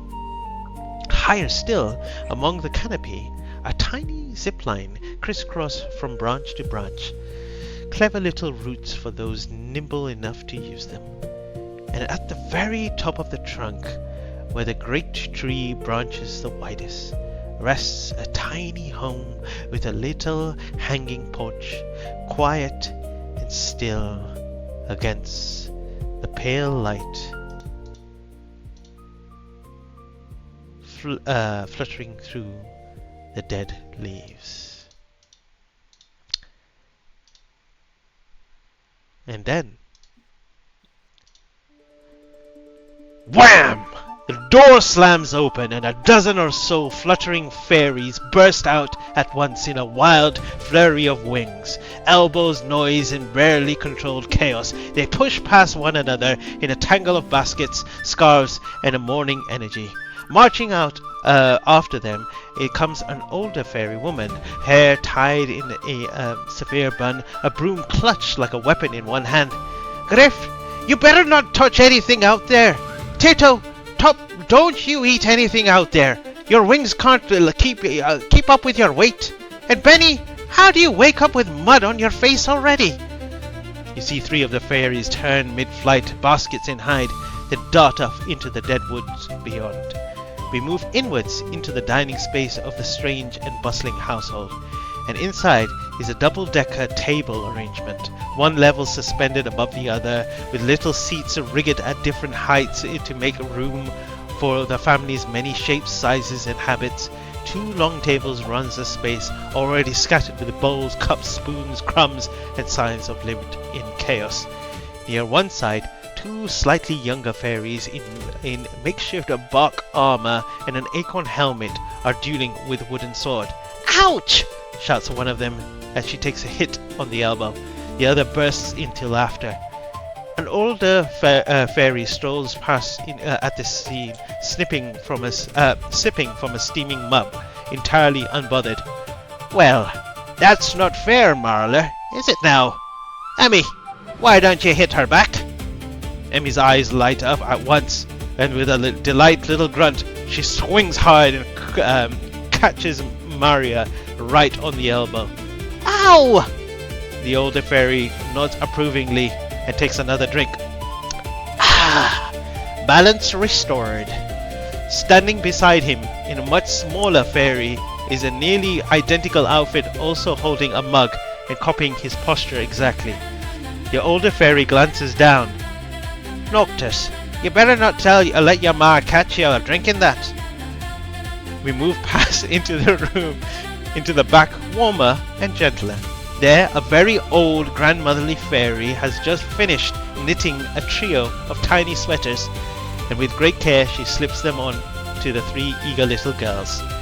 An I for you, Iris, an N for you, Nuala, and an L for you, Lyra.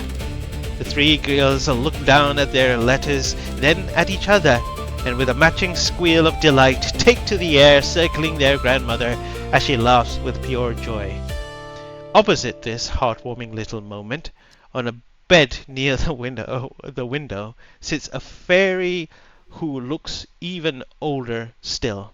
So old, he seems to have lived past patience and into prophecy. He peels the curtain back with one finger and squints into the clearing beyond. We're all doomed, he mutters. Look at them flabbing around, making a plan. Who needs a plan? They're not going to make a plan when an orca comes crashing through. They're taking all these things we have. Get a move on, you lazy sobs, he says. And then from elsewhere, I'll turn the music back on. From elsewhere, wait, before it goes crazy again, turn it down a little bit. You hear in the house the mother's voice ring out, Rose, have you got Calliope? We shift upstairs into the room in the middle levels where an annoyed teen fairy stands holding a crying baby at arm's length. Yes, I have the little shit, Rose shouts back. Watch your tongue, missy, comes the immediate reply. Rose rolls her eyes so hard that they may have well count as exercise. She turns and walks over to another fairy who has fallen asleep, face first in a bowl of porridge. She smacks the back of her head. Wake up, Kendra! The girl lifts her head up just long enough to reveal a face covered in thick, sticky gloop, yawns once, then drops right back into the bowl. Rose stares at her for half a second and gives up and takes the spoon. Nearby, another toddler has somehow acquired a knife, and in the process of putting it in his mouth, Rose deftly swaps it out of the porridge spoon without missing a step. You know you're statistically going to die first out of all of us, right? You know that, right? Yeah, you know that. The toddler continues to happily suck on the wooden spoon. Rose sets the baby down on the bed and starts changing her nappy. And as soon as he unfolds the leaf wrapping, psh, a spray of piss arcs clean across the room. Rose freezes, her face wet, and slowly she turns, look to a third toddler who has also been hit by the stream. Juniper blinks. Her lower lips begins to curl. Her eyes fill. Juniper, says Rose, suddenly pleading, please, please don't. We push in close to Juniper's face, and as she is just about to unleash a river of tears, we jump back outside. Atop the canopy, the mood shifts a little. Here stands a stronger fairy, clad in real armor stitched from layered materials and carrying a finer blade than the toy weapons below. He surveys the wood like a sentinel born for responsibility. We need to widen the sweep of the surrounding forest, he says, issuing commands with a practiced calm. I saw storm clouds moving in from the south, and that means we may have unwanted guests looking for shelter. He looks at the youngest among them. You're writing this down, Fido? A small fairy nods earnestly, scribbling every word beside him.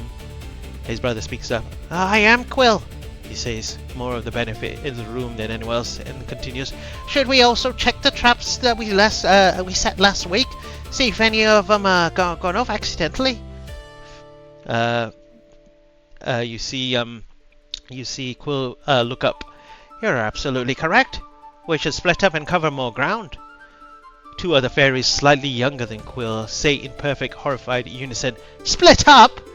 Quill turns to see Ollie and Bert, already wearing the exact same expression of alarm. He is not surprised. They cling together in spirit so tightly they might as well be stitched at the wing. Before Quill can answer, another fairy slings an arm around both of them with lazy confidence. That's right.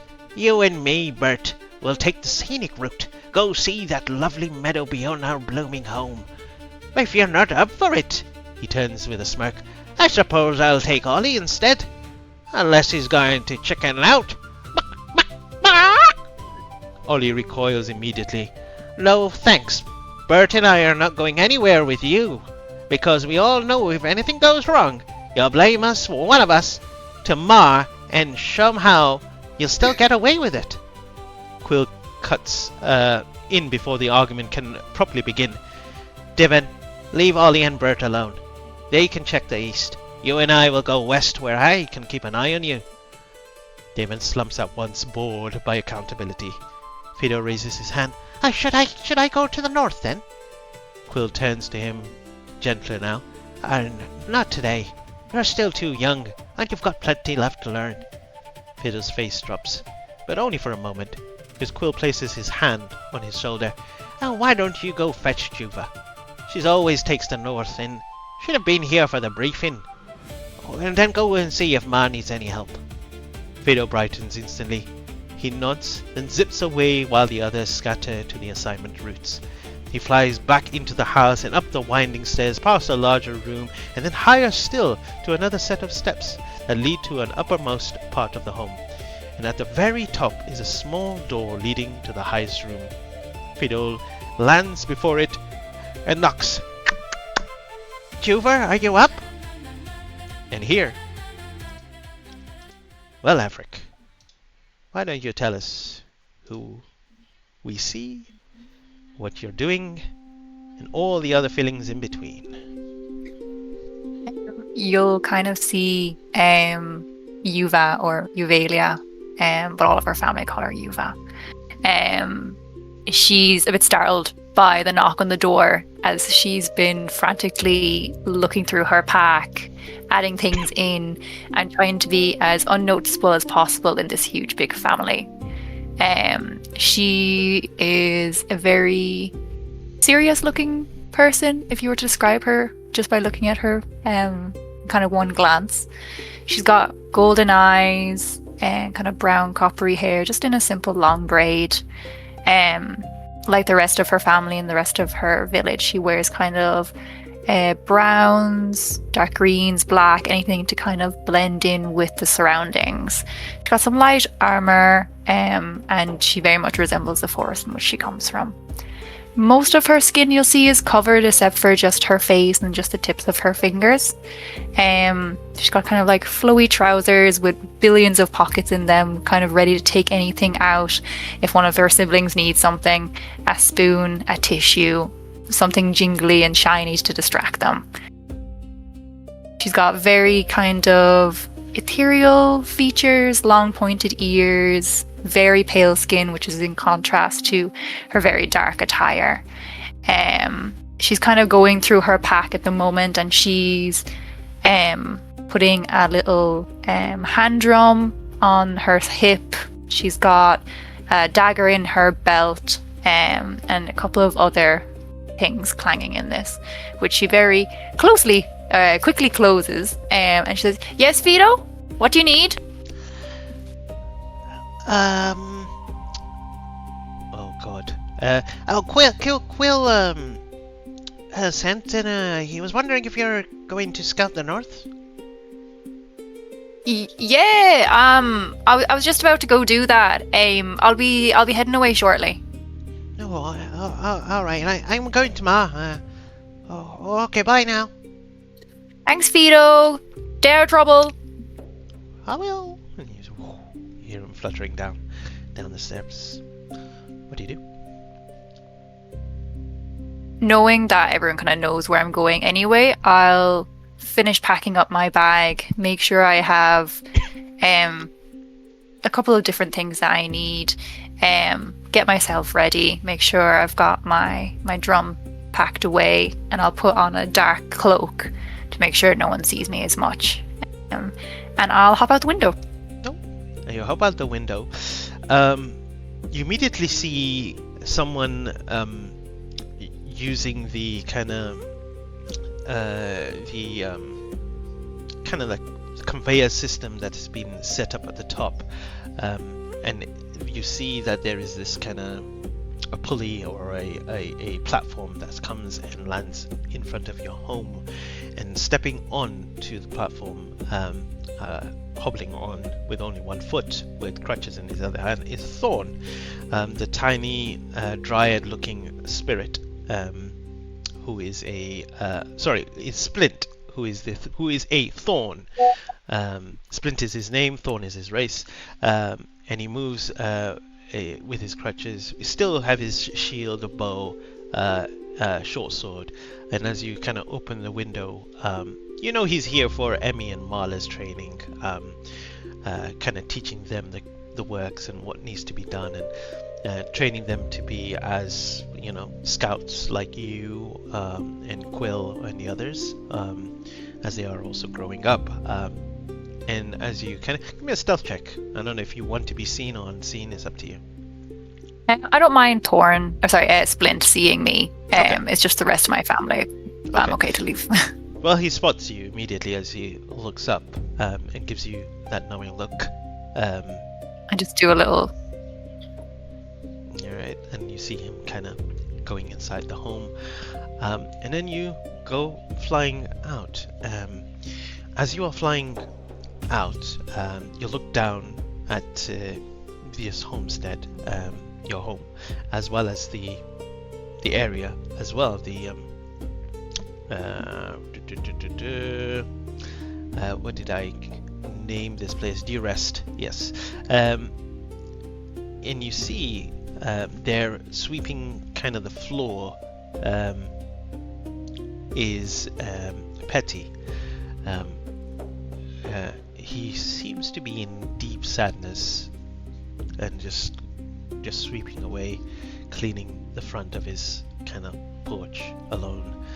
Do you go to him? Do you say anything? Knowing everything that Petty has gone through, I'm just going to leave him to his thoughts and not disturb him, and I'm just gonna very quietly slip past. Okay. You fly past him, and then you see, in a very opposite way of cleaning, you see mounds of kind of mud and dirt being pushed out of the little muddy hut, as you see Og the Boggart, grumpy, making a whole fuss about the area being unlivable, as he normally does under his tone, but he doesn't really notice you as well.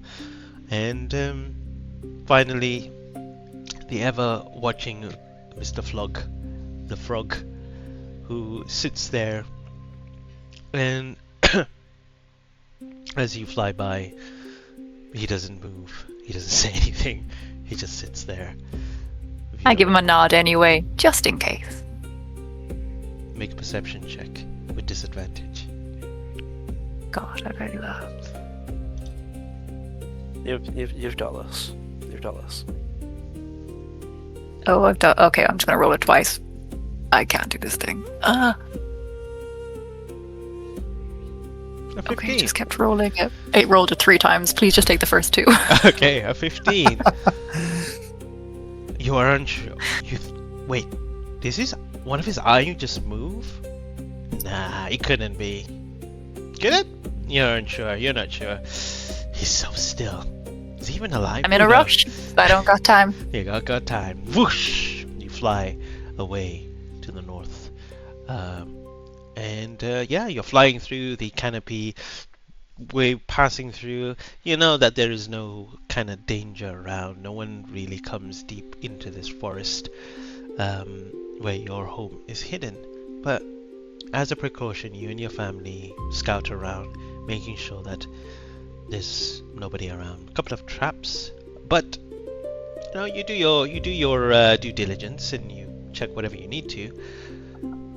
But Yuvelia, where do you go next? I'm gonna head north with my usual route. Also kind of keeping an eye just to make sure none of my family are following me. I do have a sneaking suspicion that one might follow, but I'm not sure who. They're kind of always up to something. But I'll do my best to go my normal route, but making a couple little detours along the way and hiding, going up higher, going back down again, and just making it a little bit more intricate than usual. Okay, make a stealth check.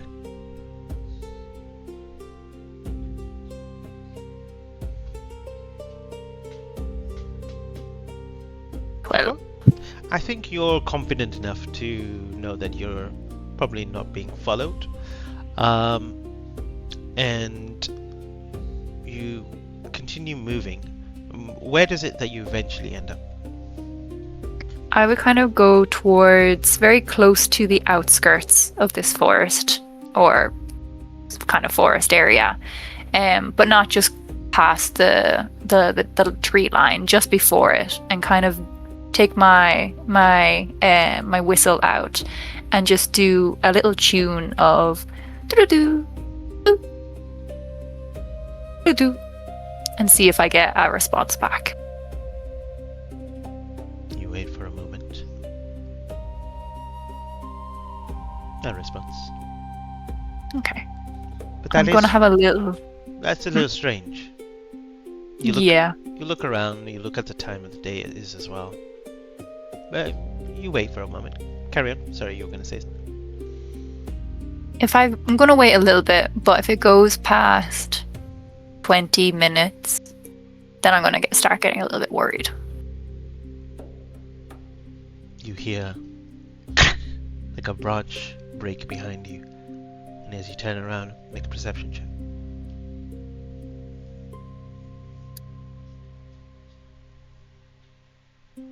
Oh, it was almost great. Almost great. 6. You look, there's nobody there. Probably a petrified branch that was just from the wind broken off. And 20 minutes pass. Nothing. Strange again. Very strange. I'll go a little bit closer and kind of scout the area a little bit more to the left, and then I'll go back again, like a sweeping kind of movement back over to the right, and I'll get as close to the tree line as I can. Okay. As you continue looking around,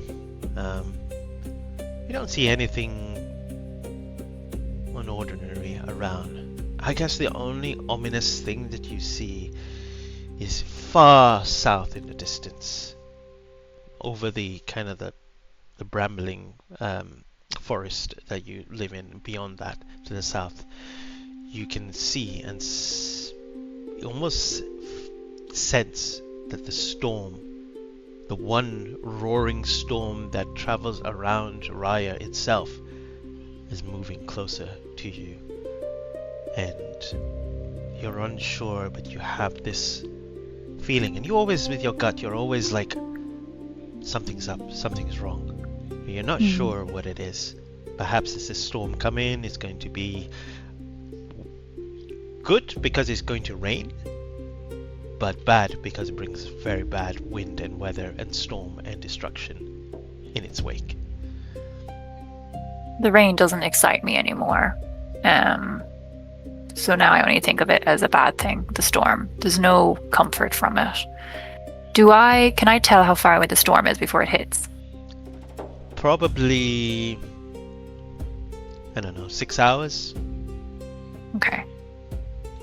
It doesn't take that long to get back to my home. So I'm going to go as far as I can to see if I can see any tracks, any kind of evidence of anybody. Okay. Make a survival check.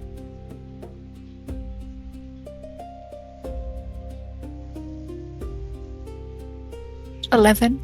11?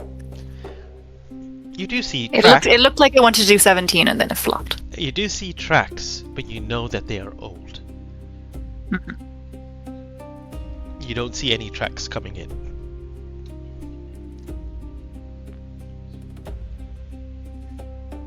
I know how open of an area it is in front of me, so I'm very nervous to go any further. But You hear that nagging, mothery, "Be careful out there. Make sure you come back. Don't go out too far." All those words from your family ringing in your head. I take a deep breath and I just steady myself, and then I say, "You can't stay at home forever." I'm gonna go out and see how far I can go before I hopefully see who I'm meant to be seeing. Okay. Okay. And a quick check to make sure no one's following me one more time. Okay. Make another perception check, but disadvantage this time.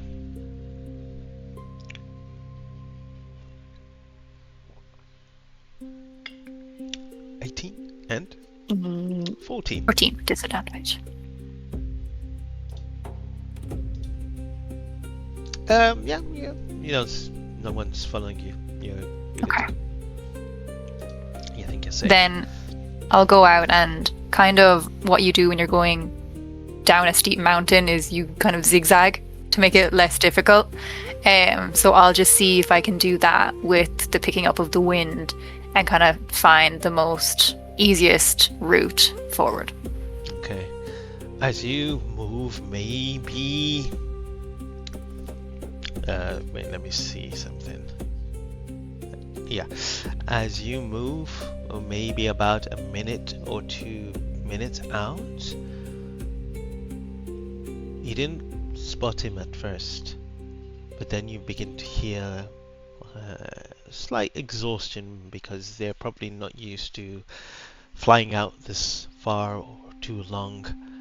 You turn around, and this time nowhere to hide. You see Fido following you. Just drop to the ground and I just point, as in come here. He kind of lands down.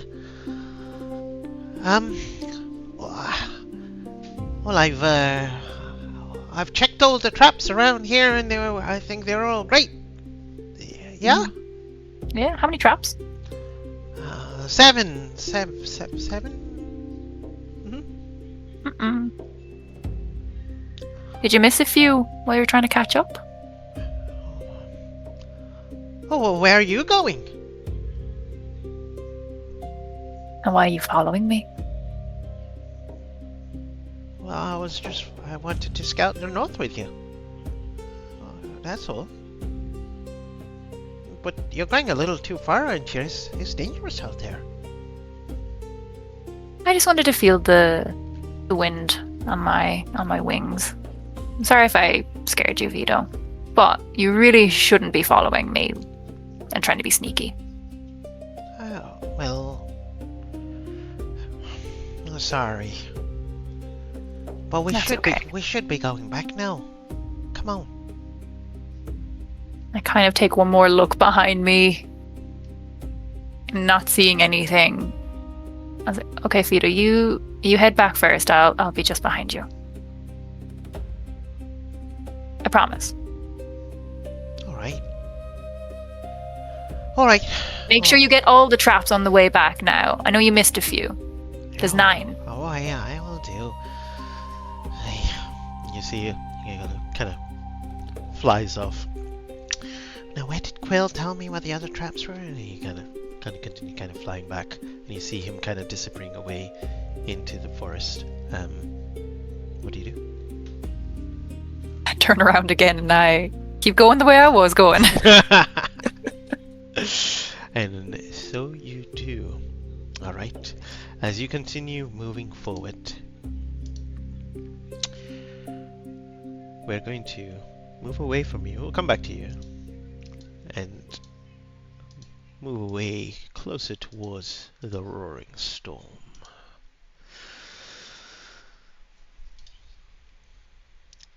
We head further south to the empty plains of Kitar. Just past the ashen fields, we see the rolling storm in the distance.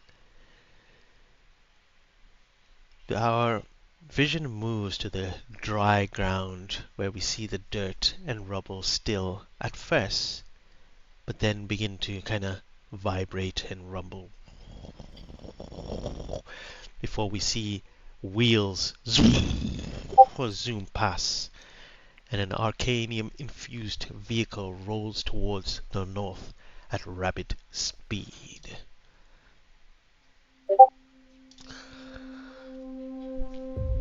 Two carriage long, we see the black bellowing smoke from the coals being burned to propel the arcanium engine. We move in through the back, where we see soldiers of Kitar wearing fine armor for battle and weapons to harm and protect. The soldiers sit parallel to each other, some sharpening their blades, others preparing their crossbows. We move further onwards, where we see a deep gnome struggling to stay on his seat as the carriage continues to kind of shake under his fast pace of travels.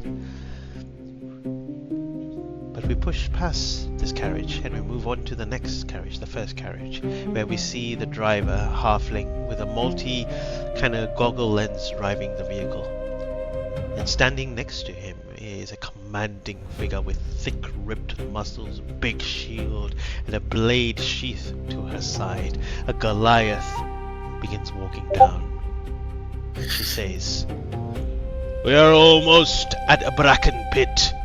When we get there, be on your guard and begin investigation and see why they have stopped getting responses. Remember, if this is a raid by the orcs, we are being commanded not to kill orcs or goblins. So capture them alive, and we'll take them back as prisoners.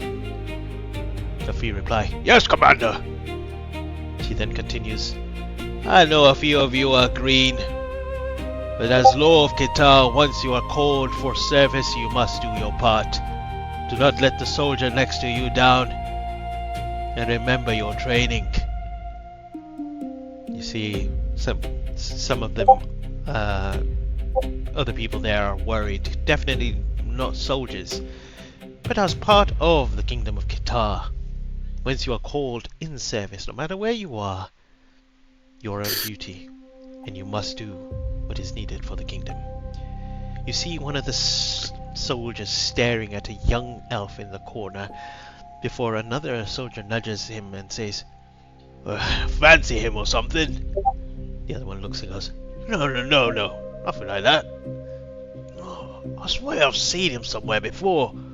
Just can't put my finger on it. As the commander walks past them they both kind of move away from the conversation and continue fixing their equipment.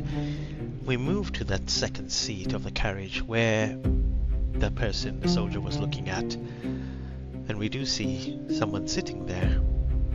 Alex, why don't you describe your character at this moment as you are racing on this vehicle that you have been asked to join?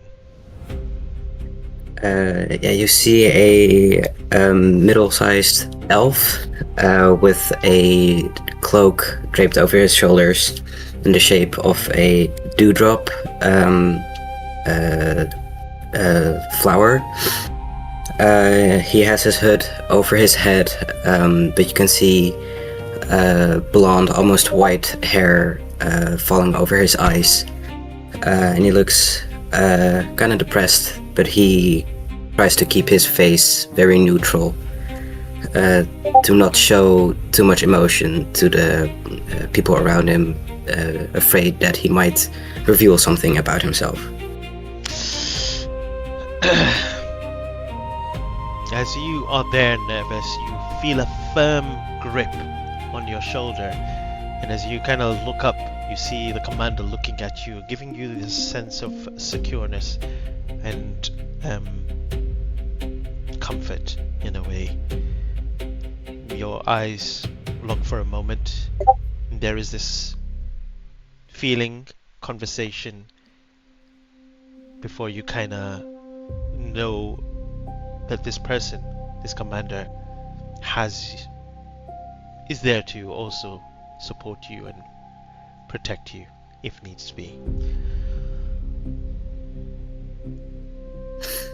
You see, you look outside the window and you feel a presence as you look up to the sky.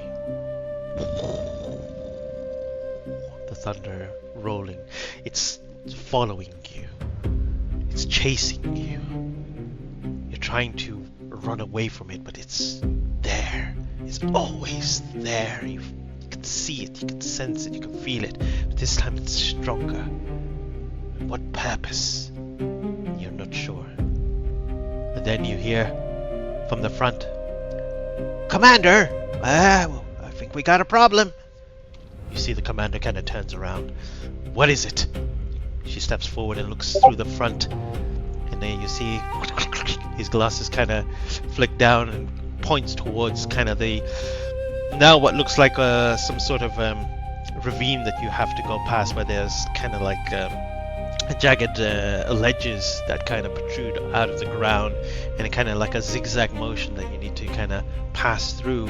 But you see atop of one of those kind of cliff edges through the ravine, you see that there is a beast of some kind waiting.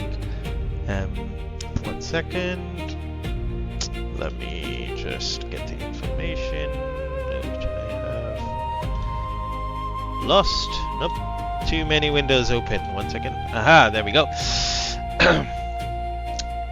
You see there is this kind of almost pale, sandy beast, a creature, probably 8 to 10 feet long, maybe about 7, or maybe like 8 to 9 feet tall. It is quadrupedal. You see its fangs kind of like protruding out as its kind of yellow eyes look at this in the distance, watching your vehicle beginning to pass. And then you see its tail, its spine tail with a hooked bone protruding at the end. "Sand Reapers." She turns around. "We've got company. Get ready." The vehicle begins to move through as you hear the running and galloping of multiple Sand Reapers on side by side of this vehicle. And behind you, those that are looking from behind see the Sand Reapers in chase. And as you try to escape, well, let's see if you do, because we're about to roll for initiative. Let me set the map. Let me do your tokens. And then we will get rolling. Alright. Like a big train. It is. Alright. What do I need to do? I need to put Cassian. I'll put you there at the back. If you can see. I can't move it myself though. Yeah, I think swap it out with your another one. I don't know why it does that. Like, I may give you permission, but just put another one there. And now to add the rest of you. Okay, here we go. I need to add your characters because I did not do that. I'll do that now. How big did you say the Sand Reapers were? They were like, yeah. Oh, I actually made them a bit too big. Let me just make them smaller. I was about to say, because I heard 8 to 9 feet, and it's like, wow, those are enormous. Why they're not 8 to 9 feet? My bad. Hold up. slightly bigger than they should be. Great. Now let me go back to you guys. I was a little unprepared because I had to sort out some stuff, but this is I'm sorting out it now. Give me a second.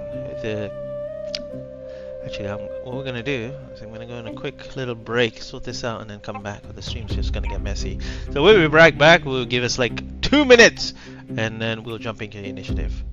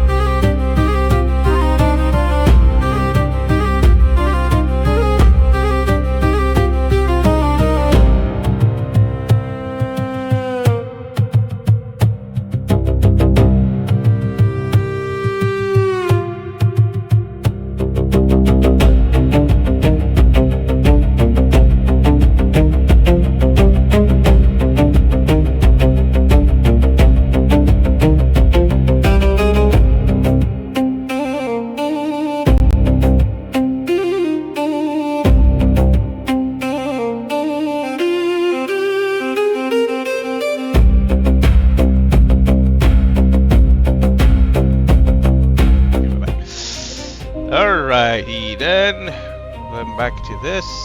Something happened there. Good stuff. Alright, we are back live. Going to there, putting the initiative on right now. We have first person there already. And then I'm going to switch this off and put this music on. And we're ready. The battle. To battle. Shit, Andy. This is a standoff. Oh, you wanna do this, buddy? Okay, 3, 2, 1, draw. 1. Hey. Another fucking natural 1.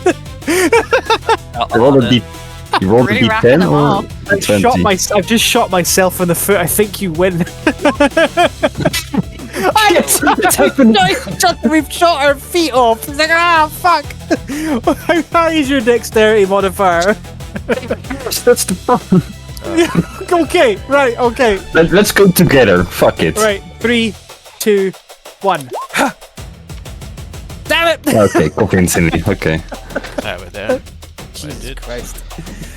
That was stupid. What do I get? Violet looks at you. It's like, We don't count those, by the way. Just to be sure.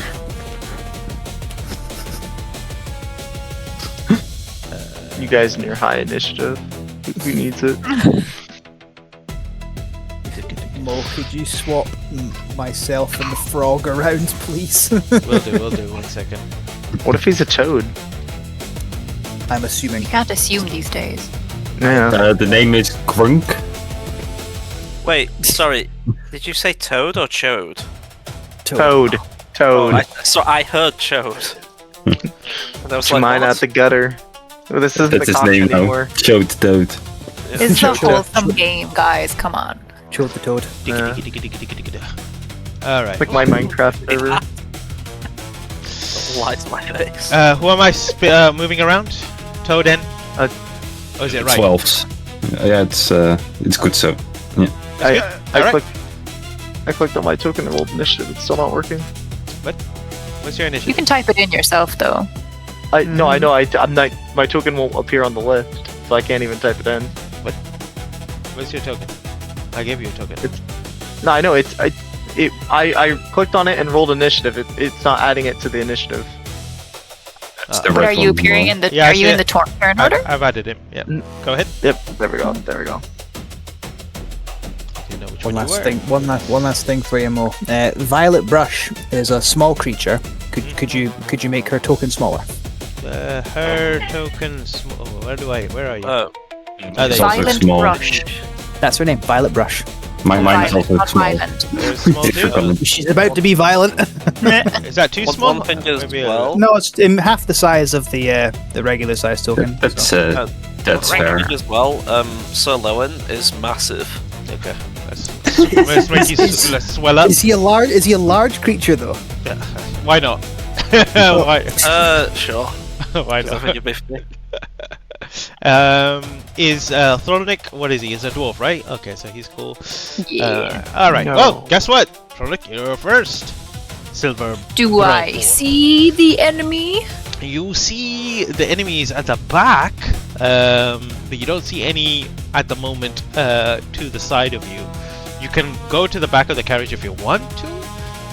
You can shoot outside of the windows, but there's windows on the side. They're like slits that you can, crossbow or just throw a magic spell, whatever you want to do.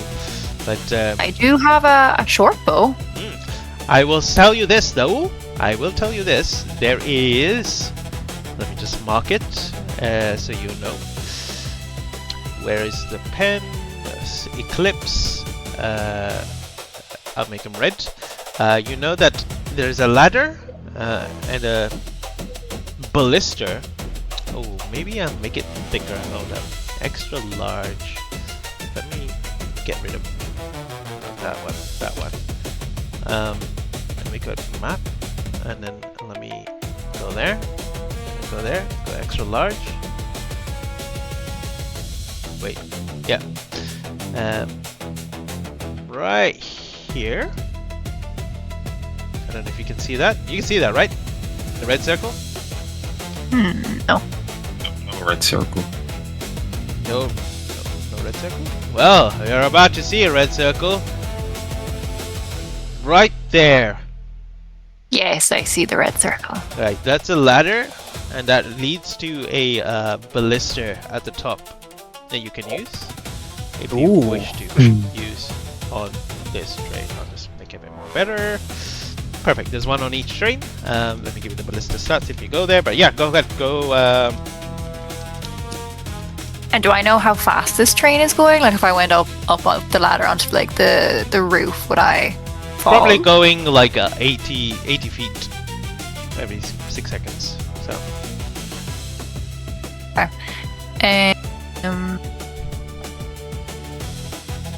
Yeah, fuck it. I'll go up the ladder. All right. There you see a already loaded ballista waiting to be shot.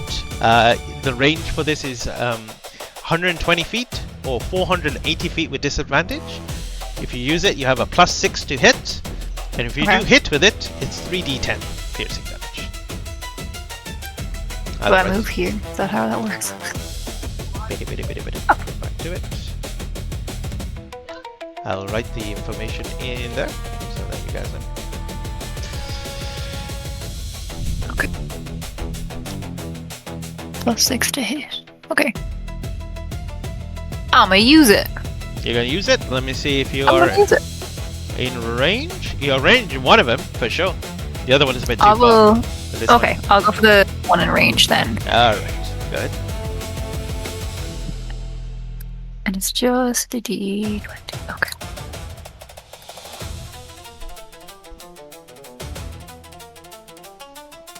It did not come up to the. No. I rolled an 18 on the die, but it's not coming up for That you hits. guys. Is it the dice roller bit you're using? Yeah, I thought maybe it would come over, but it's not doing I it guess still. it's still not doing that. Ugh. Yeah. Okay, I'll just roll on D20 on roll 20. Do you want me to roll again? No, 17's fine. 18's fine. That hits. Okay. And that is 3d10. Damn. 20 damage. 20. Yeah. Nice. You see it stumble, okay. and as it stumbles, you see it kind of get shifted back 10-15 feet by this hit as well. Do I have a second action? Or no? Not with the ballista. You'll have to reload it. Okay. But you can use a bonus action to reload it if you want to, or someone else can. Yeah, I'll reload it with my bonus I will let action. you. I'll let you know. At the top of the round, someone will go up and reload it, like manually. Like another soldier NPC will just go up and reload it. Okay. I don't really have anything else to be for my second. I don't have many bonus actions, so Okay. I don't mind to do that. It's level 3. Yeah. All right. That's all.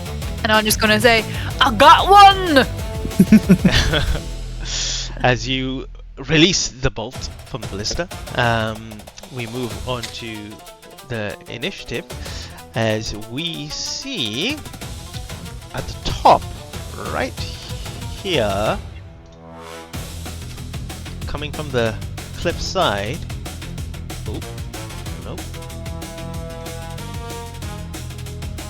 Is another one here, and you see it leaps and clinks onto the train itself. You see one landing onto the train.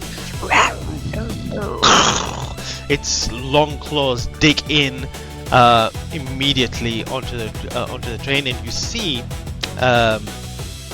Cassian. You see this creature grabbing around, and for a moment it goes quiet because it kind of loosens its grip a little bit before you hear the piercing tail of this creature pierce through, and in slow motion you see it coming down towards you. And at that moment, your eyes flash for a moment and you begin to remember a moment. You're unsure why, but this specific thing is giving a kind of deja vu moment of danger in front of you. and you flash back to a moment in time where you're in a room itself. I'll quiet this down even further. You're in a room and you look around and you see apparatuses everywhere, dangerous combat equipment around, and you're holding what seems to be a training weapon in your hand, and you think to yourself at this moment, how hard can this be? I've seen them do it so many times. Should be fine. I need you to give me 5 dexterity saving throws. The first DC is 12. 5. That's too much of the boy. Oh no.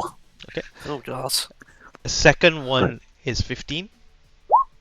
Oh No, dear. on- Third one Going great. is 18.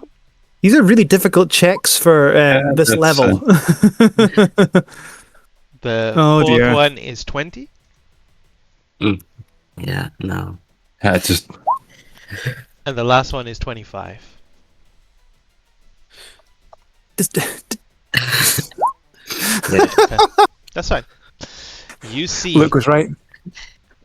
the training magically turn apparatus begin moving, shifting around. You manage to kind of move around before you're not sure what hit you, but you get slammed onto the ground, and then something else pushes you aside. You get up, you get hit again and again, and you're moving around and you're unsure, and then at that moment you see something gets loose, and you see one of these kind of big heavy lumber that's meant to crush something, crush an opponent, comes loose and is about to fall on you, and you try to scurry back, and in danger you hold yourself out, and then you see a blinding blade hit the broken apparatus that's about to crush you and splinter it into pieces in front of you.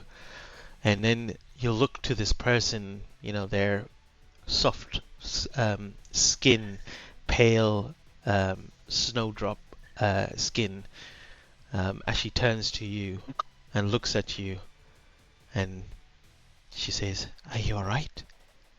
And then you hear a deeper female voice, "Are you alright?" And you snap back to it, where you see the commander has just deflected the piercing attack from this from this creature, the Sand Reaper, as its tail was about to pierce you, as he's parried it away. Come on, get up! And she pulls you up and out of the danger. All right, moving on to the next one. This one is going to leap onto the train and start moving towards you. Oh, it is can't see at the moment, so it's going to use one of its attacks to hit the train and open it like a tin, ripping the top bit over and looking down to see the frog underneath. And it's going to use its bone tail to try to strike the blue frog. Who's the blue frog? his name is Venomoose. Venomoose. Venom. Here we go. Christ. That is a... Oh damn! I rolled really good. 24 to hit. Yeah. You take 7 points of piercing damage, Ow. and I need you to give me a Constitution saving throw. Okay. Inbound, that's looking pretty good. That's Okay. 21. Yeah, it cuts deep, but not deep enough to cause you bleed damage. And yeah, that's its turn. Moving on. Wait. Not sure if this is how it works. Let me read real quick, because I believe he comes in contact with me. He does. In direct contact with you. Yeah, you have make now. No, you make the con save, Mo. Oh. You have to make the con save. Oh my god. Aha! Aha! Screw you. Parry this, you filthy casual. Yeah. I rolled a 19. Yeah, no, that's good enough. Never Okay. mind. Oh shit! It's not- Take it back. Hey, game recognizing game, right? We're both saving each other's con saves. It's good. It's good. Yeah. It's cool. All right, we go to the macho elf. What's your name? Lowen. Sir Lowen. Lowen. Sir Lowen. Yep. All right, Sir Lowen. It is your turn. Yeah, so we see Sir Lowen, who is massive, biggest body you've ever seen, tiniest little head, say, "I'll protect you!" And, Oh my god. What? bonus action. Perfect. Perfect. He says that to you, by the way, March. Our bonus action rage, and then instantly, it sounds like his balls instantly drop, and he says, "Rrr," and stabs the little tiger cat thing with a glaive. I like how moon you can't touch get glaive. litter. Yeah, let's go. Yeah. So again, shit because of that, I'm going reckless attack. Mm-hmm. So roll that shit with advantage as I slash with the moon touch glaive. Hey, 18 on the fucking die. That hits. And because he's raging, Define Fury, so I do a total of 16 points of damage. Yes. And it is just like a jab, jab, jab, jab, jab. One more jab, and it's a federal crime. Very nice. All right. Well, And then that's me done. that's you done. All right. Muck. Yeah. Your turn. It's a tiny little cute frog figure who looks like his skin is completely poisonous. Therefore, the reason. No, don't get closer. Don't get closer. Get away. It's dangerous, man. Don't touch me. Good. Oof. Saved. Once so close, you have to make a con save, man. But yeah, he will look up at you like, yeah, let's fuck him up. And he will take off one of his gloves, and you will see this hand that is completely poisonous, and he will put his own hand into his mouth. Oh god. After like a second, his eyes will pop up and it will become 90% pupil, and all of his muscles starts to like stretch up, and he will quite reduced, increase in size. Can you change this token, Mo, to my new token? What? Can you increase him? As bonus action, I will increase my size equals to Luke's, and we'll go into this completely insane feral mode. And I'm going to do a stabby stab at the big dude. And What is going on? now also at this moment, my balls will drop. What is that? Let's merge! And What are these two? What are they doing? You can't steal my joke. Holy shit! Venomous I did has it better. evolved into poison much. Wait, No. this is what it was before. Ah.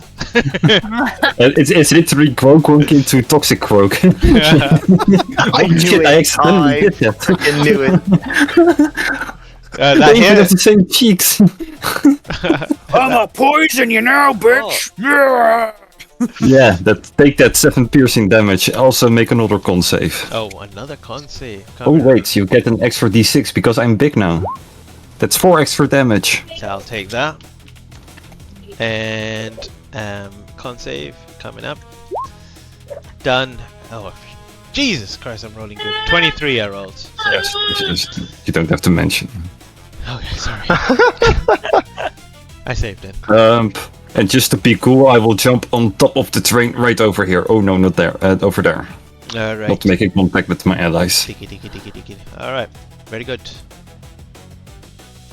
That is your turn. Yes. All right. Well, Andy, I think that's your character. Okay. What's her name? Violet. Violet Violet. Brush. Violet. All right. Go ahead.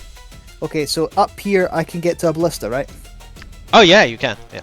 Okay. It is with regret that I must risk my life to protect the bourgeoisie! And she races up to the ballista.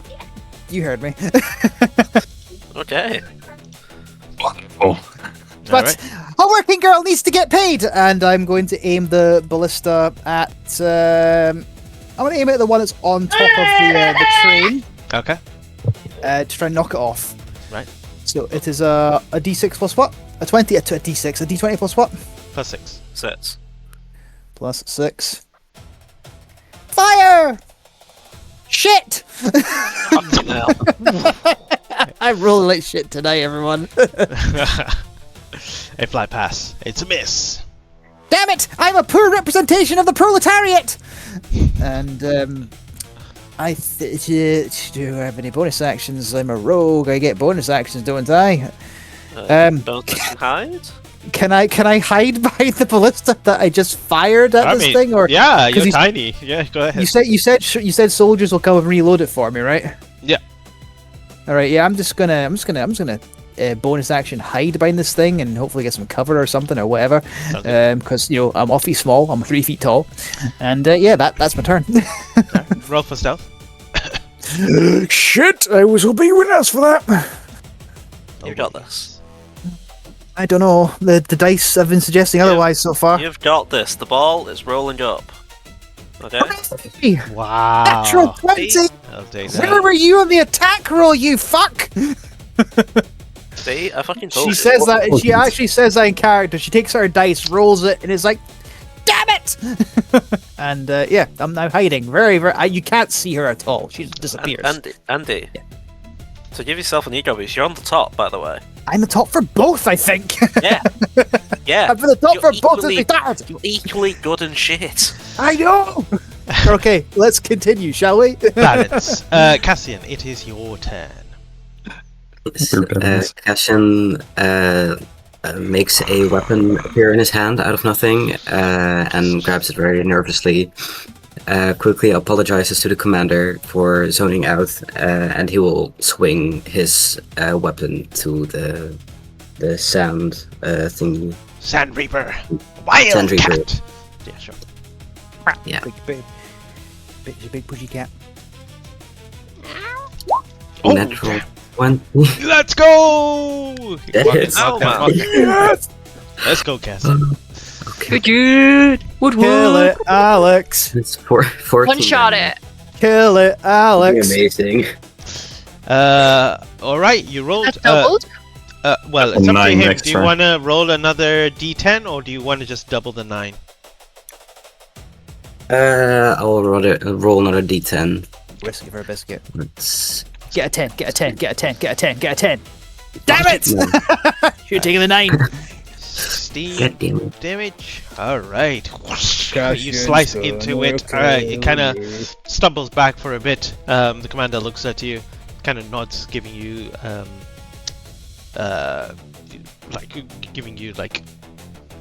nod of agreeing that you've sliced this creature, and continues to kind of push the creature away. Is there anything else you want to do? No, that's it. I don't have any bonus actions. Okie dokie. Alright, if that's the end of your turn, it is Lucky. What's your character's name? Cavalier, I believe, or Cavalier. Cavilla? Well, Yeah, he's Caviar, it's your turn. tiefling, redskin. I will, seeing that Cassian looks to be in danger, Cavalier pulls out their holy symbol of Arma, mutters a silent prayer, and you see as a divine sigil appears on Cassian's chest, and I will cast Shield of Faith. That's like +2 to your AC. That's a bonus Ooh. action, right? I believe so. Sorry, I was changing a diaper while doing that. Calvar, by the way. So, Oh, alright. it is a bonus action, so you have a +2 to your AC, Alex, Cassian, Thank you. and with my action, I will use Sacred Flame. Let's go. What's the save? Actually, Save, right? actually, did you reload the ballista up here? I did, but it's mine. I will jam myself up in that tiny space, and I'll say, share it. I was not born to share.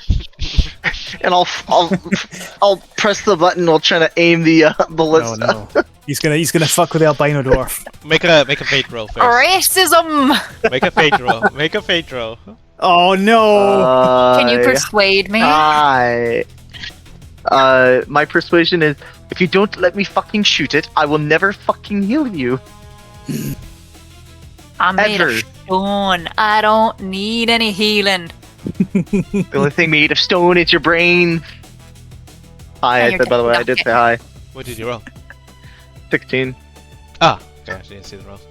16? Yes, okay. I will not impose disadvantage for you tussling and getting wedged into a one-person unit ballista. But yes, go ahead and shoot. Alright. I really hope you don't mind me stealing your ballista bolt. You said it's a D20 plus 6? That's right. My kid is going crazy over there. 24. 24 hits? Nice. And you said 3d10. I think so. Yeah, I think so. 15. Yeah. Did I say plus That's something? weird. It's coming up on D&D Beyond, but it's not coming up on Roll20. Oh. But Yeah, I it's the I Roll20. saw your rolls. Yeah, don't use the dice roll on D&D Beyond. We're not seeing on roll. Yeah. Yeah, I gotcha. 16, did Yeah, you say? 15. 1 5. Oh, okay, cool. Yeah, nice. Anything else? I will. You'll bonus action reload it, won't ya? I already Ah, bonus you action bonus Shield of action. Faith. But it's okay. Someone will reload it for you. I will It's automatically. get out. yeah. I'll get out of the dwarf's face and I will hide behind this looking chair thing and look at Cassian and say, "Well, come on, kill the thing." I think Go it's on. already been. I think it's already been reloaded for this round, so maybe not. All right, that is the end of his turn. Which one is this? Okay, yes, this one is going to.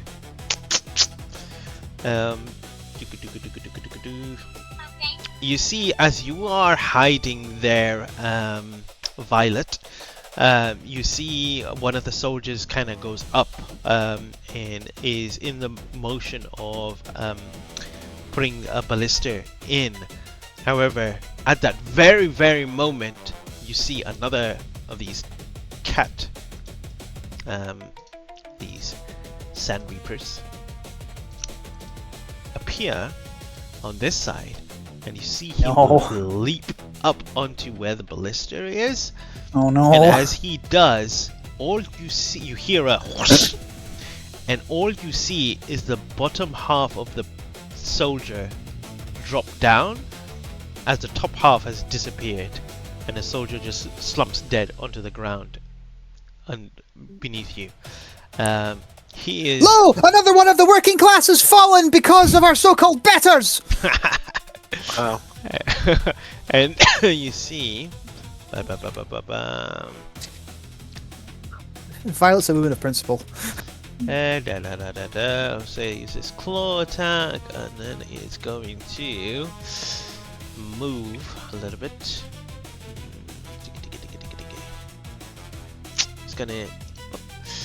It's gonna move this way 10 feet, and then bonus action he's going to leap onto the other one at the back. Hold on a minute. Way. I'm going to take a reaction attack, and because this is the first attack with my weapon, do I get sneak attack? I Especially as I'm mean, hidden? you are hidden. Yeah, you have advantage on the attack roll. Outstanding. Let me just roll this twice because it doesn't like me doing the advantage bit. Sounds good. Okay, that's a 13, and it's just gonna. I don't Well, think a it's gonna. 13 just miss. That doesn't matter if it just misses. I'm It's still a just telling fucking you, miss. it just miss. All right, never mind. Now I'm visible again. Fuck. Yep. Damn it! You see this one turn around, seeing that It you've turns started- and sees me, and my own hair sort of puffs up, and I go. All right. That is that one. Where is this one? Ah, this one is this one. Okay, cool. Next into the initiative, you see this one move up, and this one is going to come here and tear into the side of this machine.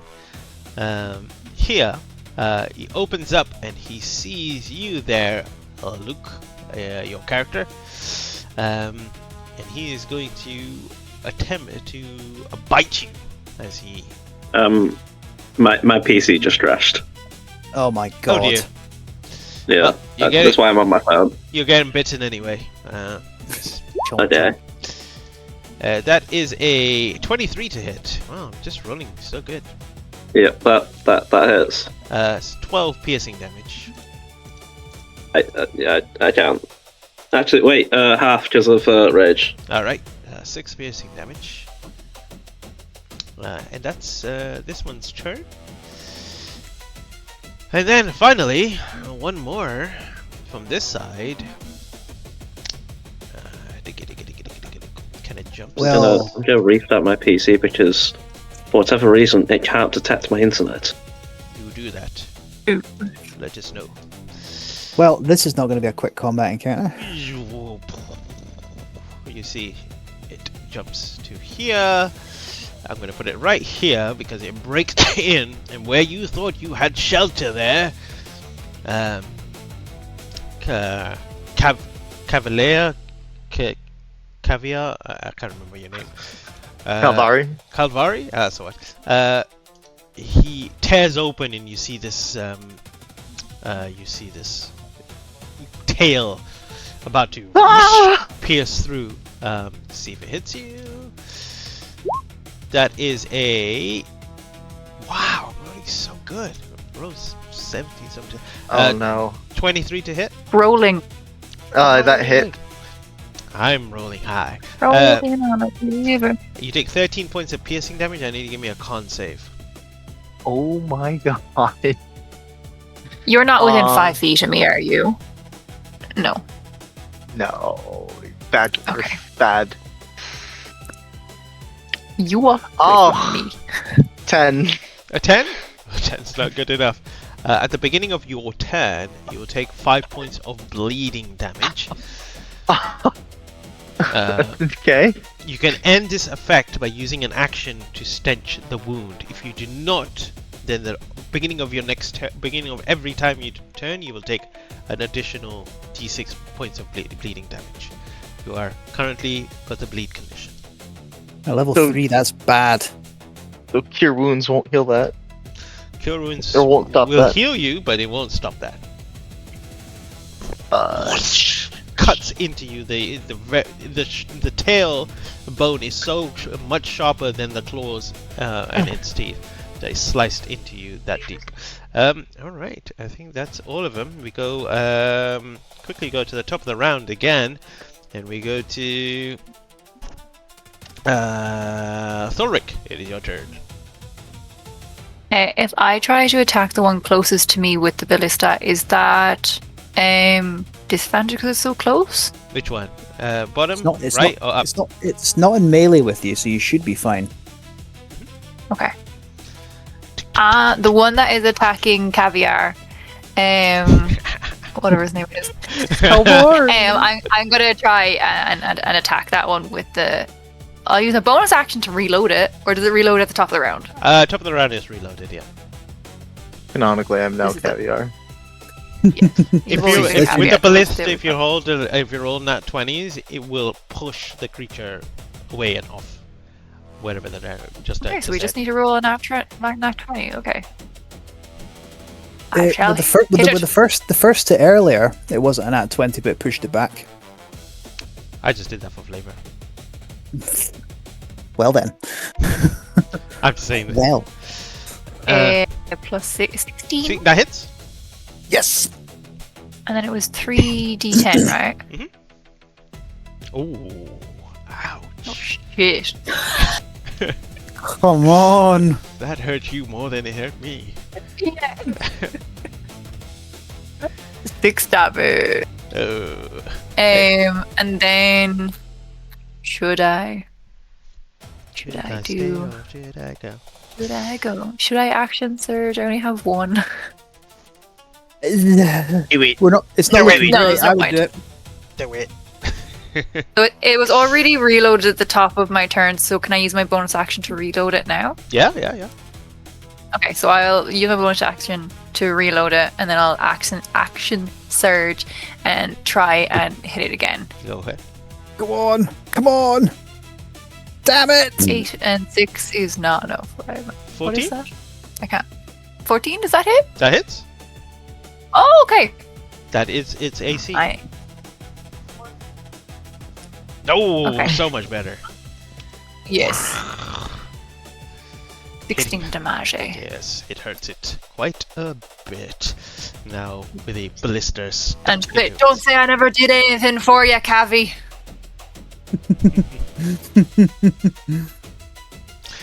All right. Oh, you're talking to me? It's Calvary. You see this one Cavi. tearing in, and it's now entered into the train itself, pushing its way inside, pincering you, Cassian, into the corner. It is going to first try to make a claw attack against you.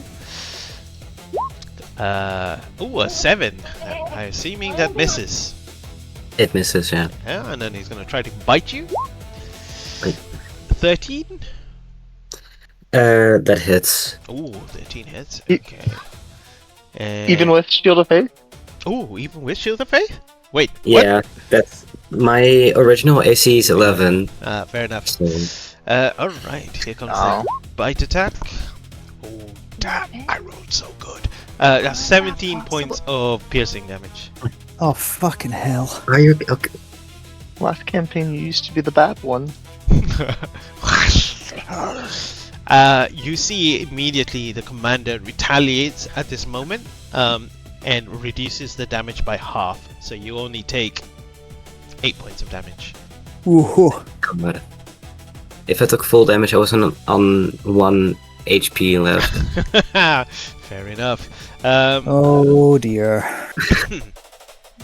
Moving on. Next one is at the bottom here, fighting the Poison Frogman. He's about to. Venomous, it's not hard to remember. What is it? Venomous. No, it's poison much now. It's evolved. Oh, Poison Much. From venomous to poisoned or something. It's gonna make a claw attack. No, it's gonna bite you and then it's gonna tail you. So it's gonna try to bite you first. Yeah, bite me, that's smart. That thing is really toxic. No, 14. Does the 14 hit? Oh man, now I I have an AC of 16. Okay, so that Yeah, misses. fuck it. Yeah. And then No it's gonna contact. swing and whip its tail. Like Yeah, its don't hair. worry. He gets two goes at this. I rolled a 16 to hit. Hey! Right, you take 11 points of piercing damage. I need to make a con save. You also make a con save. I will, kind sir. It's a con off. Ooh, I rolled terrible my con save. I rolled a 17. No. Damn it, you succeed. Let me think. That's a natural one, isn't it, Mark? Yeah, do I really want to add a net 1 to my counter, or do I care more about my inspirations? Oh, yeah, You that's don't care it. about you don't care about inspirations. You've proven this. Yeah, that's true. So, like, the He joke will might still be a be new fun. monk though. He might be a new monk. Nah, it's right. Yeah? Like, it's even funnier if I don't if I only use them for stupid stuff like this. That's Save all Not your that inspiration. Mark, points Mark, for no. I reroll. I reroll. I reroll. Mark, you could be. I'm actually happy with this reroll. Okay. Come on. Come I'm actually not on. mad. As long as it's not a net 1, I'm happy. Oh, You take 11 piercing damage if you haven't marked it down already. Please do. And at the beginning of your turn, you'll take 6 points of bleed damage as it cuts into you as well. Alright. Does he have Oh no, never mind. I use. Wait, do I have second wind already? I believe I do, right?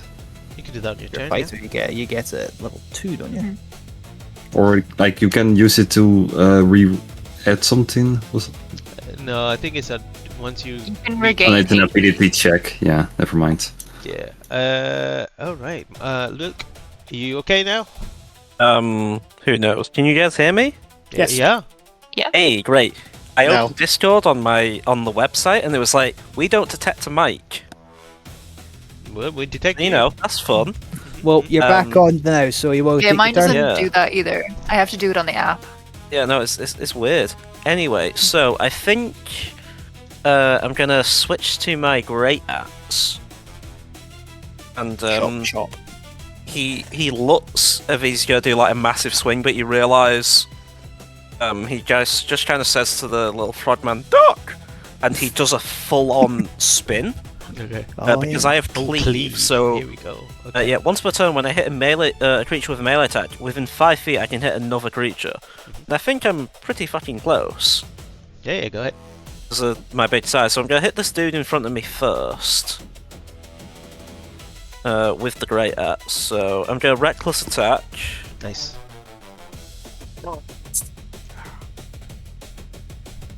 I didn't. What? I rolled that with 16. advantage, but it didn't go through. I'm gonna roll that again just to make sure. Yeah, roll it twice. Because it doesn't like coming through with the advantage.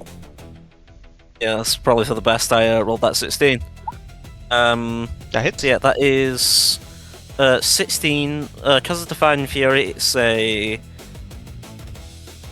15 points of damage to the one in front of me, who's next to the ballista. Yeah. And I can make a second attack because of cleave. Yeah, go ahead.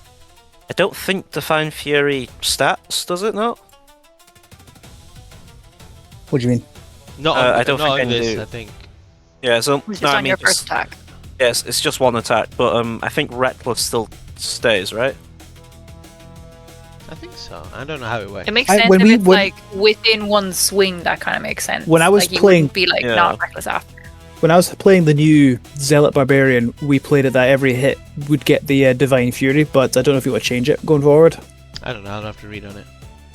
Okay. On each of your turns while your rave is active, the first creature you hit with a weapon attack. Oh yeah, so the first creature, so that yeah, Okay. doesn't matter. But in terms of reckless attack, I think that's still. Yeah, I think I can just always decide it. Yeah, you've announced it, so that's it for your okay. turn, I believe. So second dude, this one behind me who's fighting the frog. Just let me turn off everything because I need to turn Divine Fury off.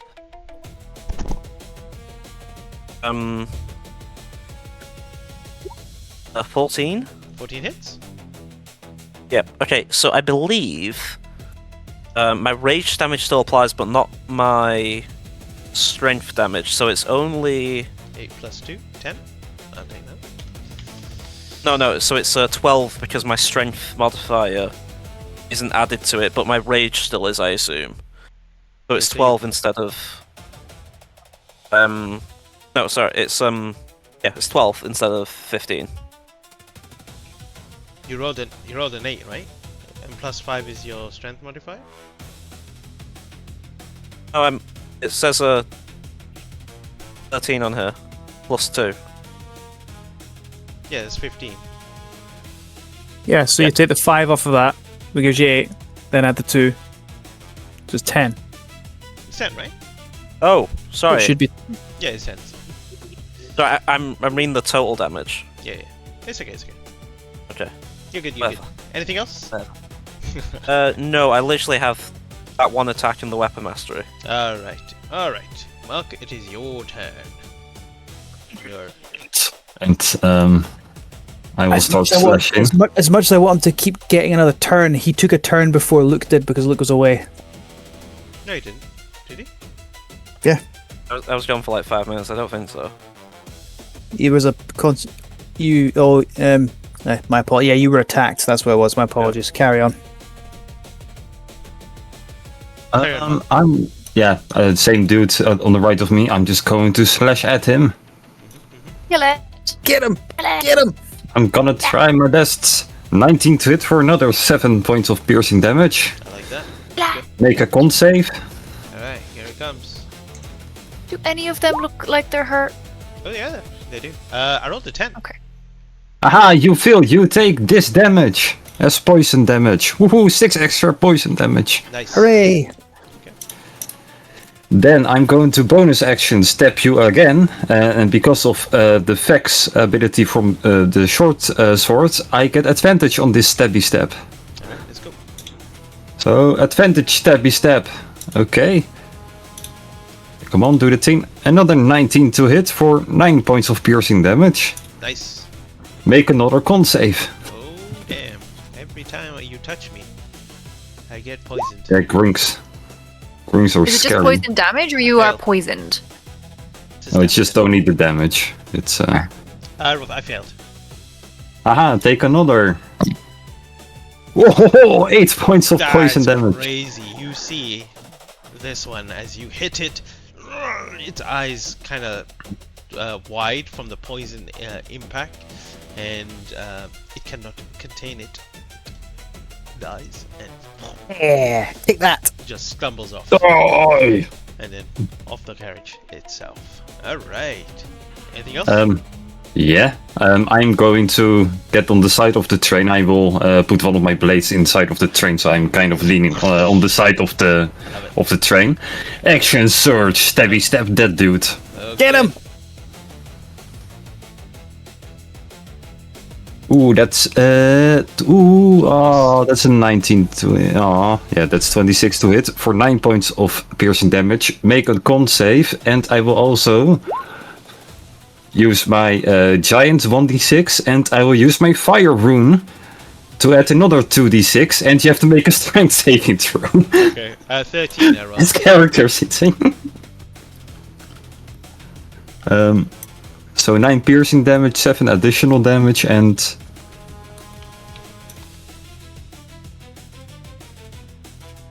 wait, did you do the 13. con and strength? I'll do the strength now. 13 I got for con. Yeah, that saves. It's strength 8.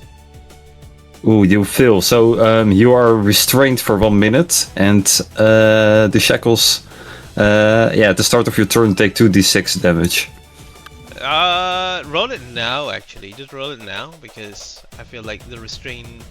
He's hanging from the side. 9. So 9? Oh, that's more than enough. You see the kind of the.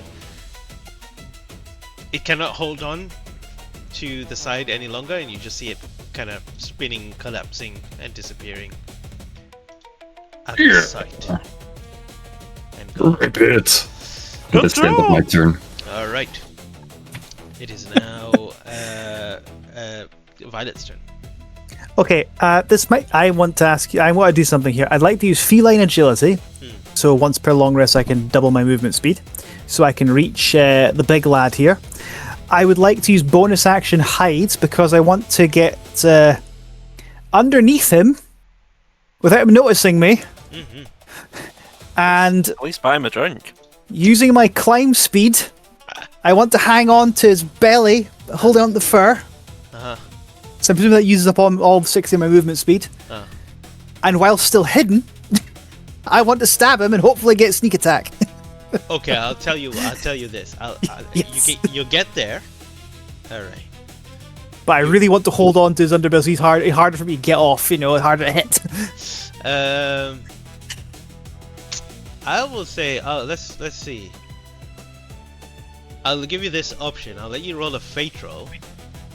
If you succeed, then I'll give you advantage on the. No, well, you'll have advantage anyway because. Well, make a stealth roll first. Still, here we go. Watch another natural one. Ooh, 20, soft 20. Oh, that's more than enough. I'll make a fate roll. In this instance, you're grabbing onto it. You're trying to be as, stealthy, as nimble, as quiet as possible. Make a fate roll. If you succeed, I will give you your damage to be vulnerable against it. However, if you fail, then your damage will be halved because you do not hit properly. Fine, I do, but I'm under it and I'm holding on at least. Hi. Fuck. Never mind then. All right, here we go. Dagger, dagger, dagger, dagger, dagger, dagger. Let's roll twice because You have advantage still. I do have advantage. So, That hits. well, I surely hit 23, and I'm going to.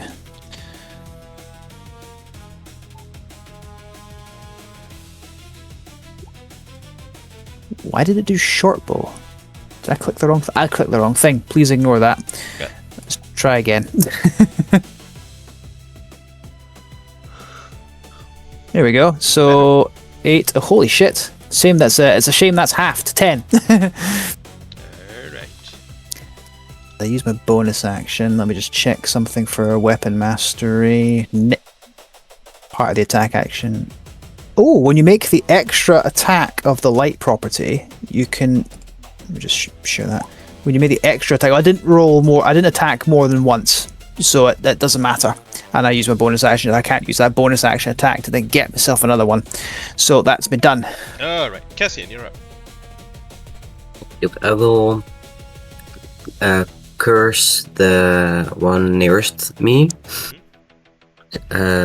So that makes me that I gain +2 on damage rolls. And then I will stab him again with my halberd. 26. Nice. Wow. Kill him! 1d10. Actually, Alex, that's a crit. Because your hex blades, right? Yep, 19 on Yeah. the die is a crit. How does that change? I don't know how that works, to be honest. So because you've when you roll a 19 as a hex blade, when you've cursed a creature, you deal double damage. So you just go roll your damage again. Okie doke. Roll damage twice. 12. Another 2. Yeah, 21. Another fuck. That's okay. 21 damage in total. No, you don't get that additional modifier, the +7 for it. You're rolling the dice twice for extra damage. Then you add your modifier, which is the 7. Oh, okay. But that's still a hefty amount you hit.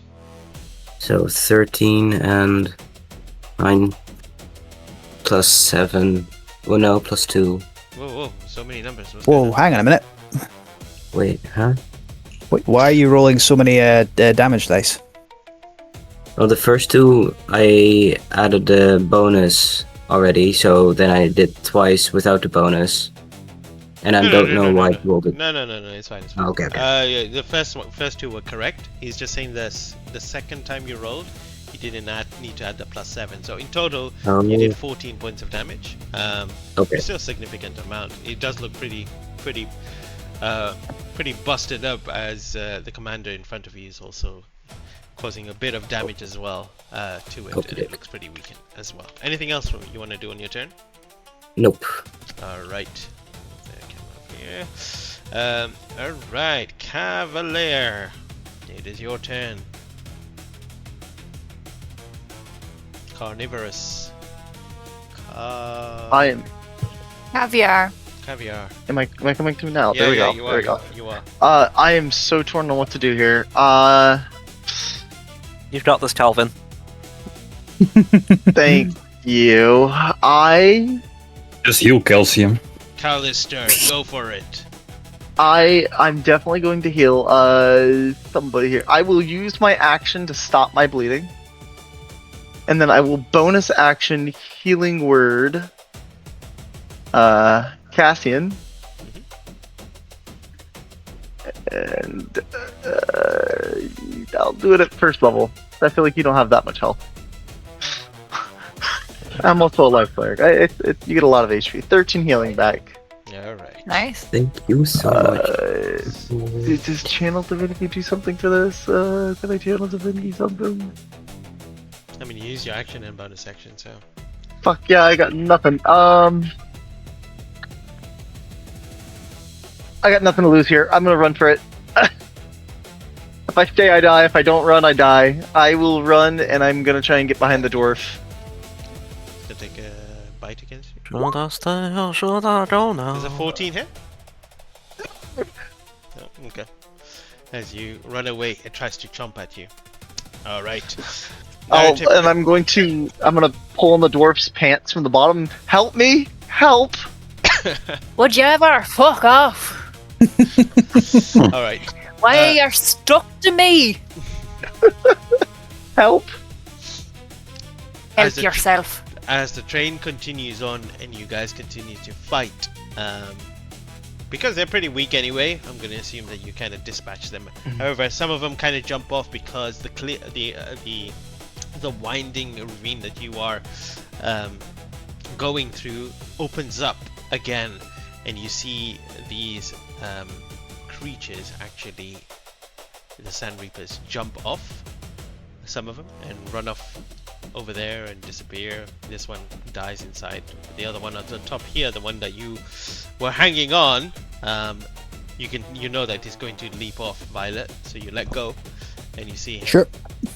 You see him kind of disappearing off as well. And as you race on, just kind of surviving the thing.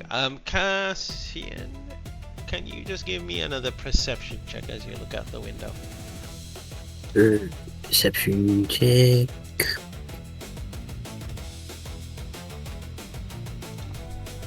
23. Natural 20 again. 20? Wow. Yeah. Fucking hell, man. Natural. After dispatching the Sand Reaper in front of you, you look outside the window and you see the other Sand Reapers kind of running away, and you see one of the Sand Reapers at the top,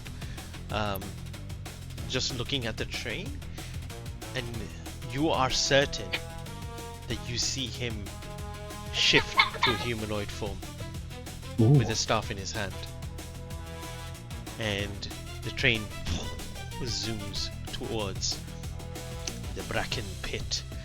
And I think we'll end here and come back to the inevitable meeting of the three of you, potentially at a point in near Bracken Pit. But we'll find that out next time. I'm just saying, it looks like I might have to kill you both. I'm just letting you go. Them the brakes. Them's the brakes. Yeah.